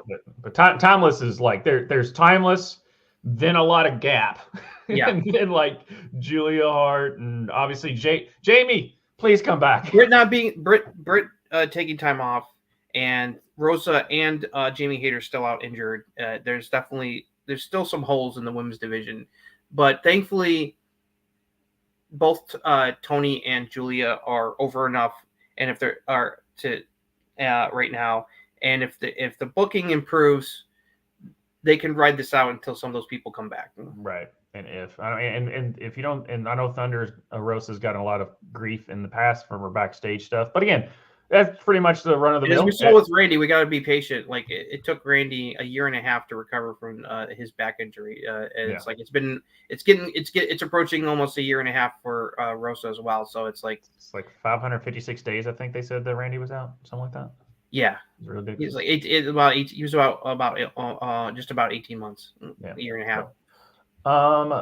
I mean, like I said, overall, those are just like the things that stuck out to me. Obviously, we could talk about. I really just true that's a highlight of a match with that Texas Death Match, just because of me and you are just we're just typically don't really care for them. Yeah. But when they deliver, that's why you talk about them, and that's why people still do them, and that's why it's still part of the wrestling. This one delivered. The only other thing I wanted to touch on if you want it before you went to anything else on the show was the whole angle with MGF being injured by the guns and Cole wanting to take his place. That was one of the things that I did not like about this show. That was like, it's like Tony way overbooking the main event. It's like and logically it made no effing sense that he would allow Cole to go out and wrestle for MGF when he's not cleared to wrestle and defend the tag team titles. And Samoa Joe, MGF had to make a deal with Samoa Joe to sub for Adam Cole so he wouldn't be in a handicap match against the Gun, so he could hang on to the tag titles for him and Cole a little bit longer. So it's like, that made no sense. It was stupid. It's like, I know wrestling storylines 101. I was just like, okay, they're going for the injury sympathy angle to build up more sympathy from the fans. He's going to come back at the last minute and he's going to go, and despite being injured, and he's still going to win. And that's what happened. Now, sometimes being predictable is fine as long as it's done well. In this case, it felt the whole stuff, it felt like a completely unnecessary. I saw some people say this may have hurt Jay White. We'll see. But despite all that, and then all the shenanigans that happened during the match, and he still didn't win, that really hurts him a bit. But, we'll see how he rebounds booking wise. Yeah, I was basically going to say the same thing you are, as far as to kind of finish up the show, is I really didn't care how it ended. Like you said, especially for the fact of Jay White, after all that bullshit, and then he still loses clean. Yeah. The match was really good. Right. The match I enjoyed, but all the angles were, all the stuff around it was. It was the overbooking of the Bret Hart, Yokozuna, and Hulk Hogan crap. Like was never that bad, but it kind of reminded me of just why are we doing this? This makes just we can who's going to buy this? That this is actually going to happen. You could have had just him. You didn't have to even do the ambulance thing. You could have had it like where he's like being in the back, and the trainer's like, I don't know if he can go, and he's like, I'm going to do this match on one leg if I have to. It's like, you're not calling this off. I'm not forfeiting the title. Right. You didn't need to have the whole Adam Cole. Right. You didn't need to have the Adam Cole thing. We would easily buy into him, with a cast on his leg type thing, and then he breaks the cast and uses it as a weapon. Like, you could have walking done around in crutches with a gigantic soft cast around his foot. Right. It's like, you really think he's going to be able to wrestle in the ring? It's like, right. Come on. And then plus, I don't know if we're going to be able to get to it, but just kind of going along with the Jay White thing, with him later on, the way AEW worked out, it's making finally it just kind of like makes sense, because I didn't like the way Jay White got beat clean, but his demeanor and stuff after Dynamite, it actually I kind of like the way he's got that dejected type of look. I don't know if you saw what I saw. Yeah, I saw that when he lost. So it makes it so at least it's progressing in a story that makes sense, and not other than just him just getting beat clean.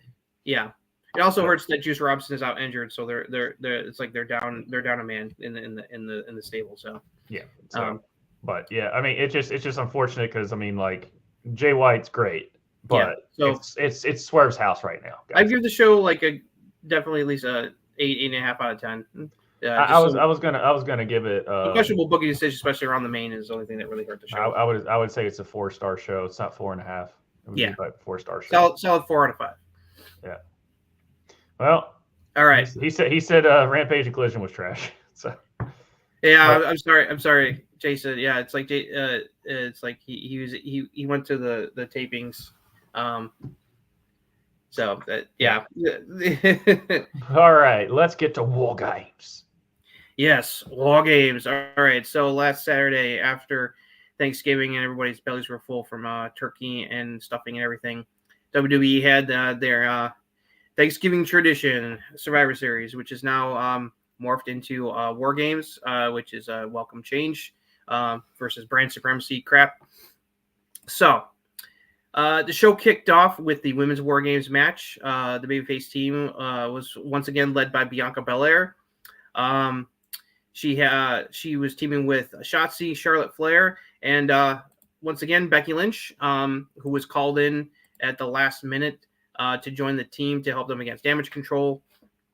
Done by Charlotte of all people, because the storyline was, can Charlotte and Becky get along to take on Damage Control because of their past issues.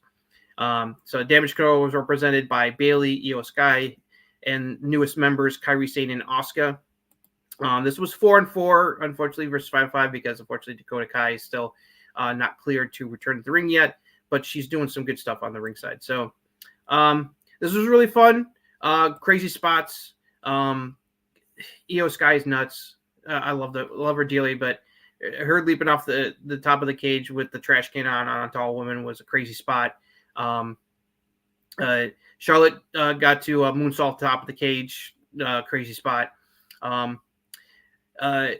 was expecting Charlotte and Becky to have like a Mega Powers handshake moment and squash their beef, but they hugged it out instead, which the fans loved, and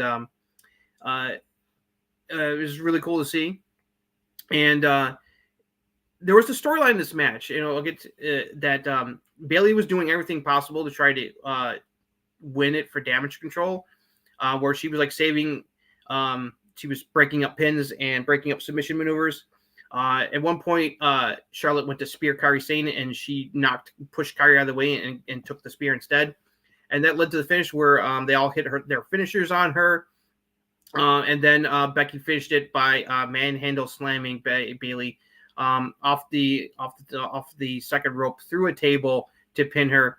And Damage Control loses War Games unfortunately for the second year in a row. But it's definitely storyline driven, because it looks like this is probably going to lead to Bayley's time in Damage Control coming to an end in the near future. Then we had some filler matches before we got to the men's War Games. We had Gunther successfully defending the Intercontinental title against The Miz. Pretty good match for what it was. Miz showed that he can still go. Gunther's amazing. A very interesting thing. Michael Cole mentioned that if Miz actually dethroned Gunther, he would tie Chris Jericho for the most Intercontinental title reigns of all time at 9. And what move did Gunther use to defeat The Miz? He put him into a lion tamer and made him tap out. Coincidence? I'll leave that to you to decide. So Gunther's historic reign as Intercontinental Champion continues. It'll be interesting to see who's finally going to dethrone him and end the record reign that he's got going here, closing in on 600 days. Santos Escobar took on Dragon Lee. This match was really good, even though it wasn't that long. They went all out, got the crowd into it. Santos picked up the win with the Phantom Driver of Dragon Lee. It's just good because he needs the momentum with the heel turn that he did against Rey Mysterio and the LWO. So wish they had more time, but it was good for what time they had. Rhea Ripley then successfully defended the WWE Women's World Title against Zoe Stark. This was probably the weakest match of the show. It wasn't bad, but it wasn't as good as I hoped it would be. Don't know if it was a Styles clash or something, but it was all right. But no surprise, Rhea picked up the win here. Finished her off the Riptide. Zoe put in some effort. She's good, but I think she's still got ways to go. But definitely shows the confidence they had by putting her up against Rhea here on the pay-per-view. And then we got to the main event, the big thing, men's War Games match. The babyface team led by Cody Rhodes with Seth Rollins, Jey Uso, Sami Zayn, and Randy Orton question marks taking on the Judgment Day of Damian Priest, Finn Balor, Dominic Mysterio, JD McDonough, and their ally Drew McIntyre. Another great men's War Games. Lots of great storylines involved. Randy Orton did not come out with the team. It was teased all night. He hadn't shown up. Jay, Sammy, and Seth were worried that Randy was not going to show up and renege on what he told Cody. But Cody assured them that he would show up. He would be there to trust him. And got into the match. Everyone was in the match. Some really cool spots. And then when it came time for Randy to come out, he did not come out immediately. Rhea Ripley came out instead with the Money in the Bank briefcase and rough Jessica Carr. She wanted to help Priest cash in the Money Bank right there for him to try to take the title from Rollins in the middle of War Games. But before they could do it, Randy Orton's music hit. Fans went insane. Massive pop and welcome back for Randy Orton, returning from double fusion back surgery for a back injury. He's been gone for about a year and a half. He looked fantastic. He was jacked big time. Looked fantastic. He came out. The heels could not believe it. And he went wild. Turned the tide for Team Cody. The great moment with them all hitting the draping DDT with Randy in stereo fashion. Fantastic spot. He handed out some RKOs, RKO Dom Mysterio, which was I was looking forward to. I was like, you gotta give Dom an RKO. And then JD McDonough with the spot of the match. They all had taken out Drew McIntyre and the rest of Judgment Day. JD McDonough was the only one left standing. He tried to climb up top of the cage. Sami and Seth caught him. And Randy was like, give him to me. And so they tossed JD McDonough off the top of the cage. And Randy RKOs him on the way down in one of the most insane RKO spots we've seen since the one he did to Seth at WrestleMania many years ago. Fans went nuts. The reactions from Jey Uso and Cody Rhodes, who were right nearby, were added to it. Cody gave Randy a high five for that. And right after that, Cody took Damian Priest, gave him the Crossroads, and won the match for the babyfaces. And cool spot where Jay looked like he might RKO Jay when he wasn't looking, but they definitely squashed their issues because Jay super kicked, I think, Finn Balor to help Randy out. And after that, they were cool. They all hugged Randy. Cody was very visibly happy to have his friend back in WWE. They all stood their hands raised, and then the show ended. Except it didn't end, because just as the copyright logo came up on the screen and they were about to go off the air, Cult of Personality hit, and hell froze over as CM Punk walked out back into WWE. And to say the fans lost their shit would be an understatement. Not only in the arena, but I took a deep dive on YouTube and watched a lot of people who are watching the show live and reacting to it, both on YouTube and Twitch. And a lot of people lost their ever loving effing minds when it happened, because they were like me, like, no effing way, holy bleep, it's like he's actually there. And he came out. He celebrated with the fans. Fans were happy to see him. He was celebrating with the fans at ringside. Had some looks toward the ring, and as a fan video was leaked out, showed that Seth Rollins was not happy to see CM Punk at all, and was shouting obscenities and giving him the middle finger, telling him to go F himself, and had to be held back by Michael Cole and Corey Graves, which if you didn't understand that Seth is working everybody right now with how he's reacting. Michael Cole held him back. You think, but he would let Michael Cole and Corey Graves hold him back if he really wanted to go and knock CM Punk the F out? You're sadly mistaken. Also, cool moments. Rhea Ripley also was caught by a fan camera giving Randy the bird. CM Punk the bird, acting like she was not happy to see him either. And another one caught Randy Orton and CM Punk having a moment where Randy pointed at him and did the watch as well. So, but Randy is showing that Randy was like, "Hey, cool, welcome back, buddy."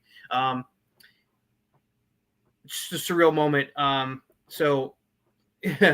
What a show! I mean, the show, and the other thing, cool return that happened. Of course, we mentioned R-Truth. R-Truth showed up to help with the Ruffles promotion with a couple of the wrestlers in a backstage segment.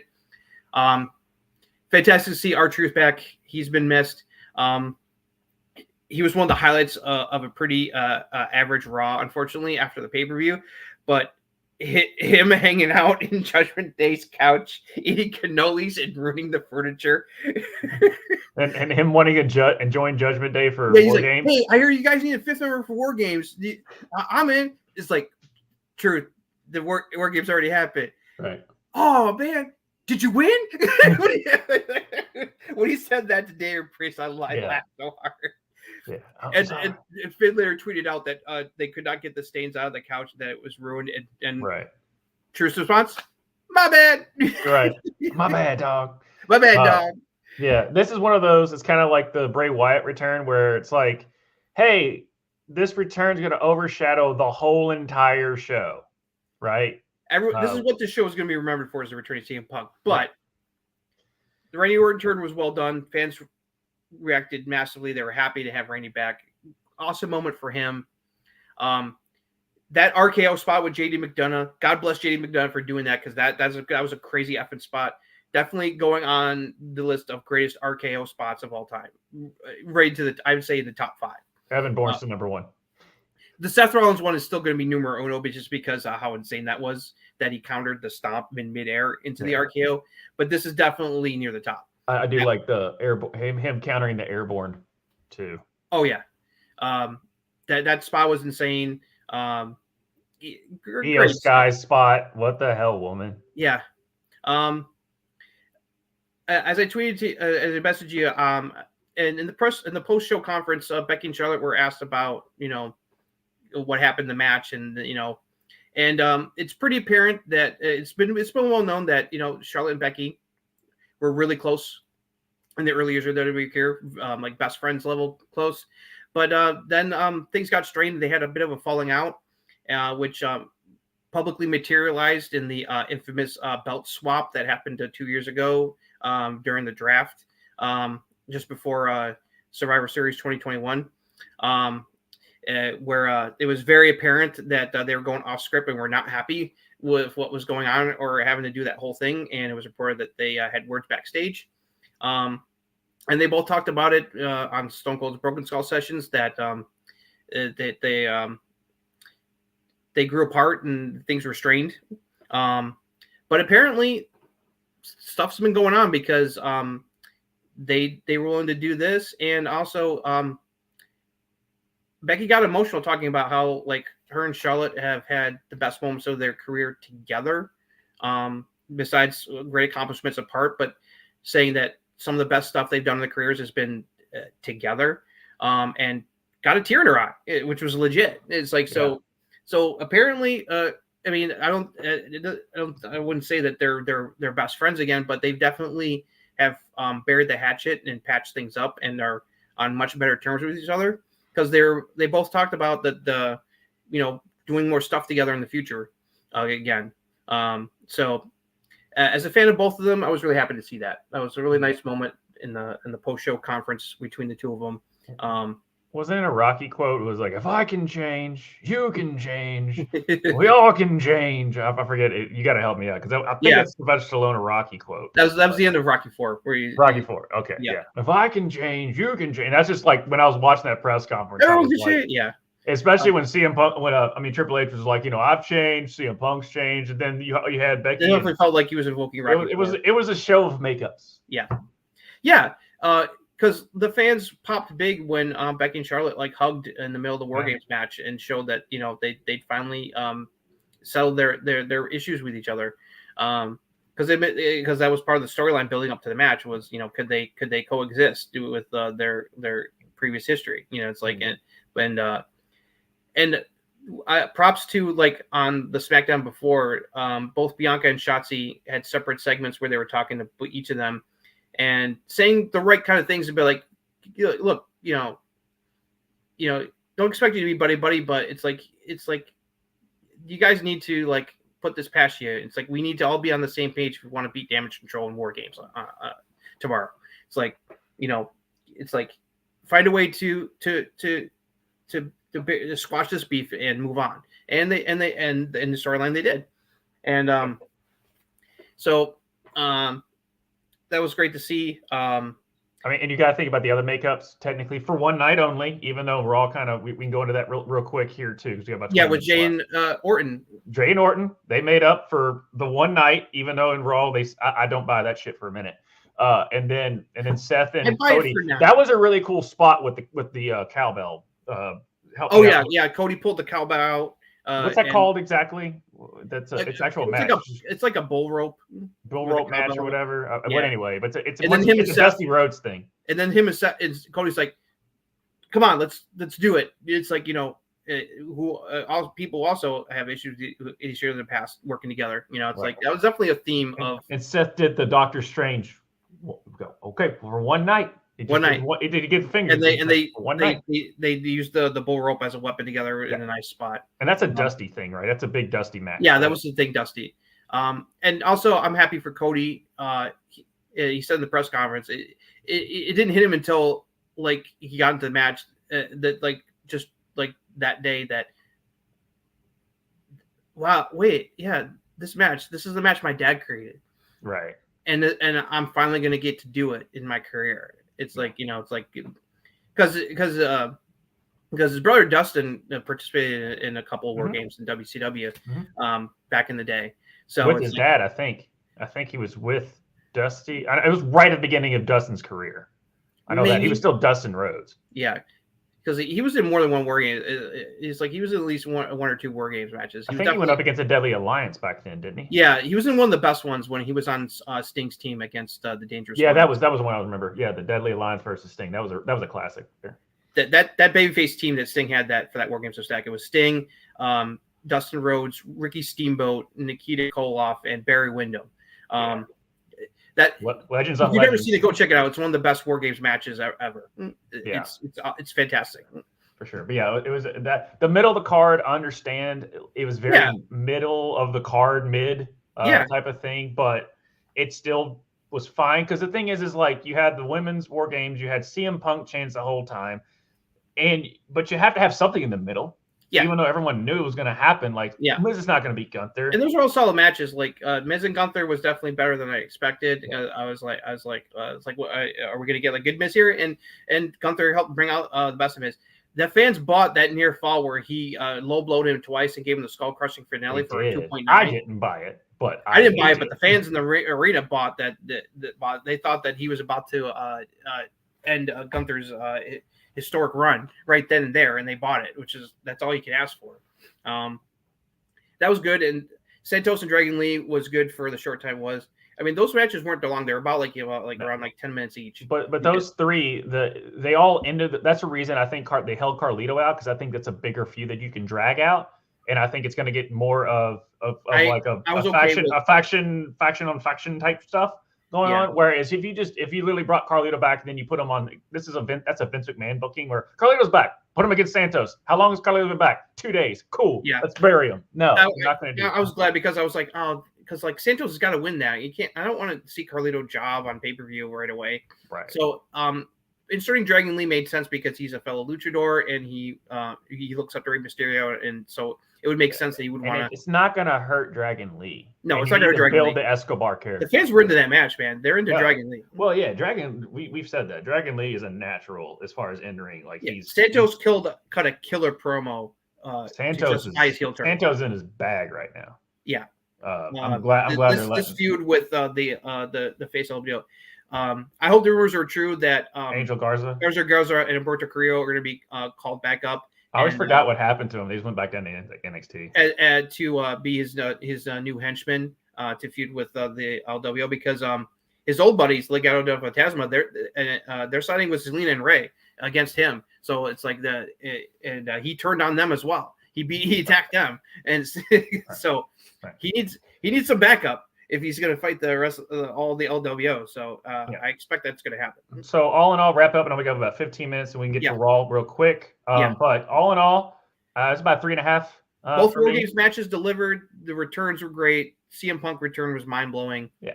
We're going to still be talking about this War Games because of CM Punk's return. Yeah. 3.5. It wasn't as good as Full Gear based off the matches we got, but the story and implications were. I popped more for CM Punk's return and Randy Orton. I just smiled, got goosebumps because that music just always does something for me. Yeah, the middle of the show, it was like it was okay, but thankfully the War Games matches delivered and between the War Games matches and the big returns, it was a good show. Yeah. All right. Go ahead. Start with Raw, and then I will pop back on if I'm not back by the time you get done with the review. Just go right into the Creed brothers because they're awesome. Yeah. All right, so we're gonna go over what happened on Raw here real quick. Randy Orton opened Raw, talking about he was happy to be back. And he thanked the fans, and that he made it clear that he has unfinished business with the Bloodline. So and he can do that because he is a free agent. He was not drafted, so he's already been advertised for SmackDown. So he's coming for Solo, Jimmy, and Roman. I'm excited. But the Bloodline had to wait because Rhea Ripley and Judgment Day still had issues with him for helping cause them to lose at Wargames. Rhea Ripley and him exchanged some words on the mic. Good stuff. And she distracted him long enough to let JD McDonough and Dirty Dom try to jump Randy, but it backfired. And that set up Randy taking on Dirty Dom in a match later in the show. Then we had a tag team turmoil match. 6 teams fighting each other, one after the other. Whoever won would get a tag team title shot against Judgment Day the following week. It started out with DIY and Alpha Academy. DIY started out really good. They beat Alpha Academy and Indus Sheer. But then the Creed brothers came out and they had a heck of a match. And then much to my sadness, DIY went down. But they still looked good there for a while, so I'm not too worried. And then the Creed brothers ran the table. They took out New Day, and then they defeated Imperium to earn the tag team title shot. Creed brothers are awesome. Fans really got into them, especially in the end when they were taking on Imperium. So really happy to see where they're going with the Creed brothers. Cody came out and cut a promo, said that it's now that he's done with Judgment Day after Wargames, it's time to get back to finishing the story. And that means that he is declared himself for the Royal Rumble, try to earn another shot against Roman at WrestleMania. But then Shinsuke Nakamura, of all people, showed up on the screen and revealed that the person that he's been calling out lately with his promos cryptically was Cody. And wanted Cody to help bring the chaos out. And then he appeared behind Cody in the ring and gave him a face full of red mist. So there's Cody's new filler feud before the Royal Rumble. But it should be entertaining because heel Shinsuke has been killing it. Bronson Reed and Ivar, house fight / meat match. This was good for what it was. It ended in, unfortunately, a double countout, but I'm okay with that because the feud continues, especially after Ivar went to NXT and attacked Bronson Reed in the main event match he was involved with on NXT. So that feud is definitely heating up fast. Nia Jax took on Zoe Stark. Thankfully, this was not a squash. It was about like a 10-minute match with a commercial in between. Zoe put up a good fight, but Nia win, and I think it's pretty obvious that Nia is probably going to be the next challenger to Rhea, probably maybe at Royal Rumble. Seth Rollins, they came out the ring to cut a promo. He said that he would not say anything further about the hypocrite CM Punk's return, and instead focused on what's more important, which is him in the World Championship. Drew McIntyre came out, acting very babyface, congratulating Seth and the rest of the babyfaces for winning War Games, and said, shook his hand and said that, hey, let's get back. I want to get back into the world title scene. I'm going to put the Jay and Bloodline stuff behind me for the time being. I want a rematch. And Seth's like, yeah, sure. I'll give you a rematch. But unfortunately, I already talked to Adam Pearce and decided to give someone else an opportunity title. And Drew was like, who? And Seth hesitated and finally said, as soon as he said the words Jey Uso, that's when Drew McIntyre snapped and went back into heel mode. Headbutted Seth and attacked him and forcing Jey Uso to run out to help Seth fight him off. Fantastic stuff from Drew McIntyre. That's why I have my shirt, because he was one of the MVPs. Fantastic work with Seth. And then Sami Zayn, showing why everyone loves him, a friggin' awesome promo on Drew in the back, calling him out for what's been going on with him lately. And like, oh yeah, you're upset that the Bloodline robbed you from winning the World Championship from your family. Gee, that happened to me too earlier this year in Montreal. It's like you're not the only one who's gone through this stuff, but you don't see me complaining about it. I just keep on fighting because eventually I'm going to be a world champion at some point.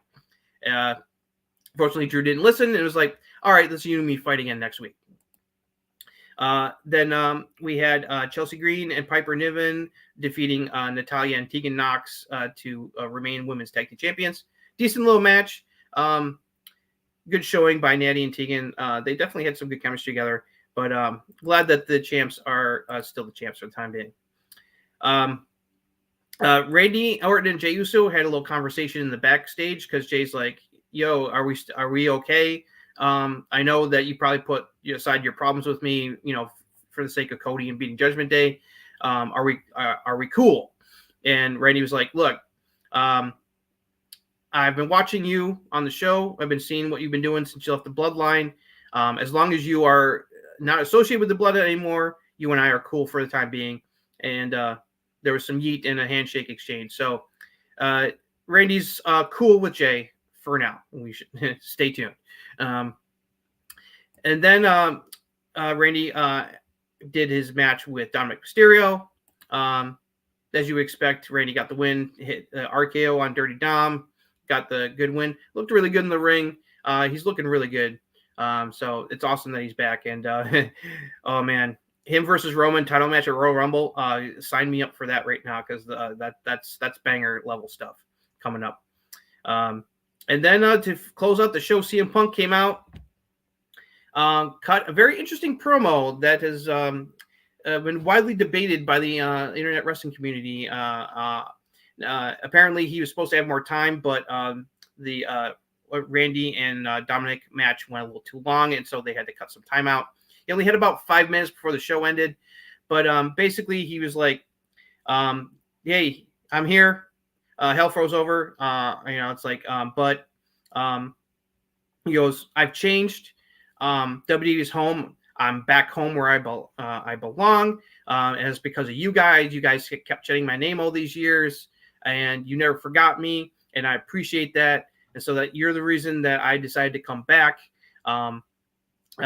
He alluded that almost everybody welcomed back with open arms, it's like, AKA Seth Rollins, without saying Seth's name.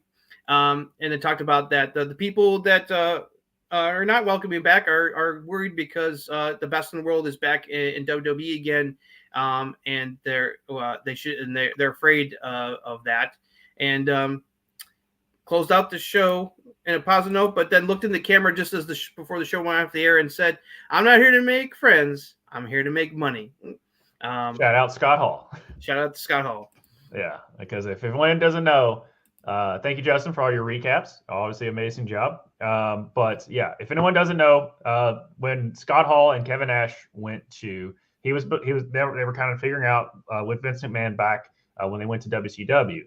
And who was the wrestler that told Scott Hall it was like, you're in this business, either make friends or make money. And I already got a bunch of friends, so I guess I'll just go make money. I forget who it was, but yeah, I've heard that story. But so that was kind of a little wink nod to, I'm not here to make friends, I'm here to make money, because CM Punk's already got his friends. Yeah, so was the Hell Frozen Over line to open, which is what Bret Hart said when he returned to WWE after years away because of the screw job. Yeah, he said wise man, alluding to Paul Heyman. Yeah, he alluded to an American Dream once told him that if you speak from the heart, you can never go wrong because truth, aka Dusty Rhodes, and that a wise man, aka Paul Heyman, told him that if he wanted everything out of this place, that he'd have to leave and then come back. And that's exactly what he's done.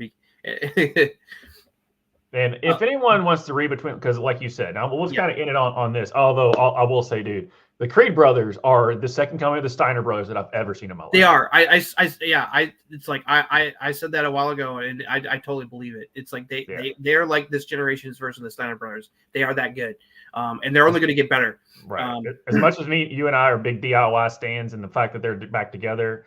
I know some people are disappointed DIY didn't win this, but DIY still had a good showing. So that shows they didn't get squashed right away. No, they got to beat some teams before they ran. I think this is building to something between DIY and the Creed brothers, because it's the second time they've lost to the Creed brothers in the last couple weeks. Yeah. So that could lead to a really amazing feud between Creed brothers and DIY down the road, especially if the tag titles are involved. Yes. Please make it happen. I went back and watched it. I didn't. I mean, obviously the Ivar Bronson Reed. Like, I actually bought that ending of them just beating the tar out of each other, and the way they had that stare down and all that stuff. Like, I was like, all right. I didn't realize I was actually going to enjoy. I was not planning on being bought in at the end of that, and I was. No, I'm all in on this feud. This is an awesome house fight feud that only got hotter after Ivar attacked Bronson Reed because he was involved in a 4-way main event match on NXT. Because Wesley had to defeat Bronson Reed, Johnny Gargano, and Cameron Grimes in a fatal 4-way if he wanted to earn a North American title shot against Dominic Mysterio at Deadline. But if he lost, he would never be able to challenge for the North American title again while he was in NXT. And he won the match. Reed was basically taking a match because he was attacked by Ivar, and they fought to the back, and that just left the 3 of them. And he was able to pin Cameron Grimes to earn the title shot against Dirty Dom, much Dirty Dom's visible disappointment. Right. But so him showing up and attacking him on NXT means that this feud is definitely a priority if it's with that kind of continuity. So this is big meaty men slapping meat, and I like it. Very agile, big meat. Yeah, dude. Ivar can freaking do a moonsault. It's crazy. People need to check out that Fatal 4-Way from NXT. That main event was fucking banger. Yeah. It's like Johnny Wrestling is Johnny Wrestling. Cameron Grimes is great, and you throw in Wesley and Bronson Reed. It's like it was one of the best 4-way matches I've seen in a while. It was like just nonstop action. You have me at Wesley all the time, especially when those type of things happen. I have a feeling that he's winning that North American title back from Dirty. Yeah, he's definitely going to. But yeah, no, I just kind of want to highlight on those. Randy Orton saying, "Well, guess what? Daddy's back." That was an awesome line. But I did like the fact that Rhea coming out doing that whole thing. Obviously, we already talked about the R-Truth stuff. Yeah. That was funny. Damian was expecting everyone to be mad that they lost Wargames. They blame him, but they told him everything's cool. For now, we'll see. That's kind of the same thing with Randy. We're cool. Are you? Yeah. I don't buy that. And then also, okay, so we got over that. Anything else before we get back to the CM Punk and end the show? No. But like, just the last thing is that as much as I want to see DIY have the tag titles eventually, even though they didn't win this, they still got to look good. Them and the Creed brothers came out of this tag team turmoil looking the best because DIY had a bit of a run. Then they ran afoul of the Creed brothers. They had a great back and forth. Creed brothers came out on top again for now, and then they went on to win it. So I liked how that was booked. DIY got to shine for a little bit, even though they weren't going to win. So that's all we need is our boys, the Pretty Deadly, to be on both shows. We're good. So and that tag team turmoil match just showed how stacked the tag team roster is right now. Yeah. But yeah, so kind of going back CM Punk, what are your thoughts on what CM Punk said? So obviously it was cut short. Yeah. He probably would have said, I'm not here to make friends, I'm here to make money. But the thing is like, I'm home, and I was like, I don't get that. I don't buy that. Plus the crowd wasn't as loud as I was expecting them to be, so it kind of took me out just a little bit. But it was the internet was they were very like in between. This was very polarizing. The reaction. Right, because they were expecting him to come out and, like you said, do scorched earth, AEW, blah blah blah. And he didn't. Yeah, and he said it was I'm home again. Right, they were expecting a pipe bomb or something like that, or like hell. Well, he said hell froze over, and then he said I'm home, and everyone was like, bullshit, you are. Yeah, we've been paying attention for the past 10 years, dude. This was never home. You heard your first thing when you came out on AEW was saying. I left wrestling when I left ROH for WWE, so this was never home. Yeah, so I'm not buying your shit for a minute. Yeah, which I think he did on purpose. Now they said some people said, "Oh, it's very scripted." I was like, "No, not necessarily." No, word is that it was not scripted. It's like he worked things out beforehand. Triple H was not there at Raw because him and Nick Khan are working on getting Raw's new home finalized. That deal. So Bruce Pritchard was running the show overall behind the scenes. But word is that it was not his promo was not highly scripted. They just talked about things beforehand and basically was like he's not going to talk shit about and trash AEW because he just wants to forget about that whole thing and move on. And that's the way, and that's the proper way to do it anyway. But yeah, no, this is playing into the build that they're going to do for him versus Seth, because Seth is called him a hypocrite. and him coming out and saying that, I've changed, I'm home. It's like, now the stuff I did believe was about why the fans brought him back and some of the other comments he made. But shout out AJ Lee. Hey, yeah. AJ Lee, our girl got a shout out. We might see her randomly. They said that there's no negotiation or anything like that. But there was a photo posted on someone's social media. I don't know if it was theirs or Bailey's, but Bailey was hanging out with AJ and CM Punk after the show, because she's good friends with CM Punk and AJ Lee. So they go way back. Bailey and Kofi were the two people that they were saying that were like very much hanging out with CM Punk and really happy that they were back. Yeah, because it's like, I mean, obviously Kofi, but Kofi and him have real nice history as far as they're real close friends. Yeah. Like I said earlier, him and Kofi are like legit tight. But I was so glad he ended that promo with "I'm not here to make friends. I'm here to make money," which makes you like he's home to make money. And I'm like, that's all right, good. And that's why I immediately messaged you. I was like, I love that last line that he did that, because a lot of people are like, oh, he's like, yeah. That's why you're really back. That's why you're really back. Just say what we all know. You're back to make money because you don't like this place. This place almost killed you, apparently. Put you in a mental tailspin. Maybe it's like he's put some of that stuff aside, but it's for storyline purposes, it makes sense because Seth will rightly call him out. Like, you are a hypocrite. It's like, you said all this stuff about this company, and yet you decided to come back. You're a hypocrite. You came back here to make money. It's like you came here to, because people were hoping he'd be like, I'm back here. One of the things I want to do is I never got to main event WrestleMania was here, and I'm going to fix that. Yeah. And I think it will be fixed, because I think at this point, I think you can pencil in Seth Punk night 1, Cody Roman 2 for night 2, and you have 2 incredible main events for WrestleMania penciled in. Yeah.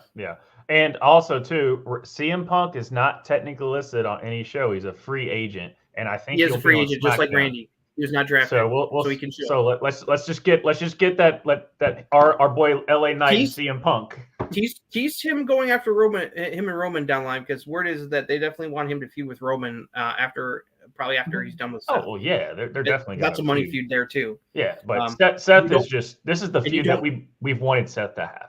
Roman CM Punk won't need a title either, because it's the hype will be off the charts just for them facing off. But the Seth. This is the feud that Seth has been. We've needed Seth. I told you that. It's so easy. Before we go, how would you set up at WrestleMania? Do you have Punk win the Rumble, or do you have Cody win it for a second time, or have Punk win the Rumble and Cody win Elimination Chamber to get his hands on Roman again? What do you think would be the better way? I think Cody winning a second year in a row is a bit predictable. I could see maybe CM Punk winning, but maybe they might pull a swerve. It's like, I know some people want LA Knight to win the Rumble. It's like, but it's going to be interesting how they're going to book the Rumble, because it's like, LA Knight's still gunning for Roman. Orton is now back, and he's gunning for Roman. Cody wants his rematch with WrestleMania rematch with Roman, and then you got Punk in the mix. Although Punk is going to be, I think that's the smart move that they're having. They're setting up the Punk Seth feud, but this makes what's going to happen at the Rumble even a lot more interesting now that you throw. I think you name the final 4, unless Randy's just doing something crazy. I think you just name the final 4 though. Unless he's facing Roman for the title at the Rumble. Right, that's what I'm saying. Like, it's probably but you named, like, I think it's going to be the final 3. I don't think you would not have LA Knight as one of the final 4. Oh, the crowd's going to be torn if he had it was down to LA Knight, Cody, and CM Punk as a final 3. The fans would be fucking torn. Well, by that point, I think CM Punk's finally going to either be that McIntyre-esque level. I think McIntyre might be part of the final 4. I don't know, but I would. There's a lot of possibilities where this could go. Yeah. CM Punk made a lot of people go crazy, even choking on a taco. Make sure to keep your health clean on that. But thank you for joining. Thank you, Zachariah. Yeah, no, it's like if I had food in my mouth or a drink, I would have spit it out. Yeah, exactly. But yeah, that's a really good question, and that's what I've been going on. It opens up a lot of interesting possibilities of what's going to happen with the Rumble. At the end of the day, I'm thinking they're probably gonna end up with LA Knight and Logan Paul at WrestleMania. That makes sense. And there's gonna be and they already kind of had it their little I'd mini be fine with feud, that. and I'd be fine with that. Because if he wins the U.S. title at WrestleMania, that's a great moment for him. It's like everyone wants to see him eventually be a world champion, and hopefully that will still happen. But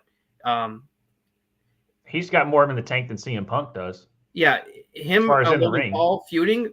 That's another Mania worthy match.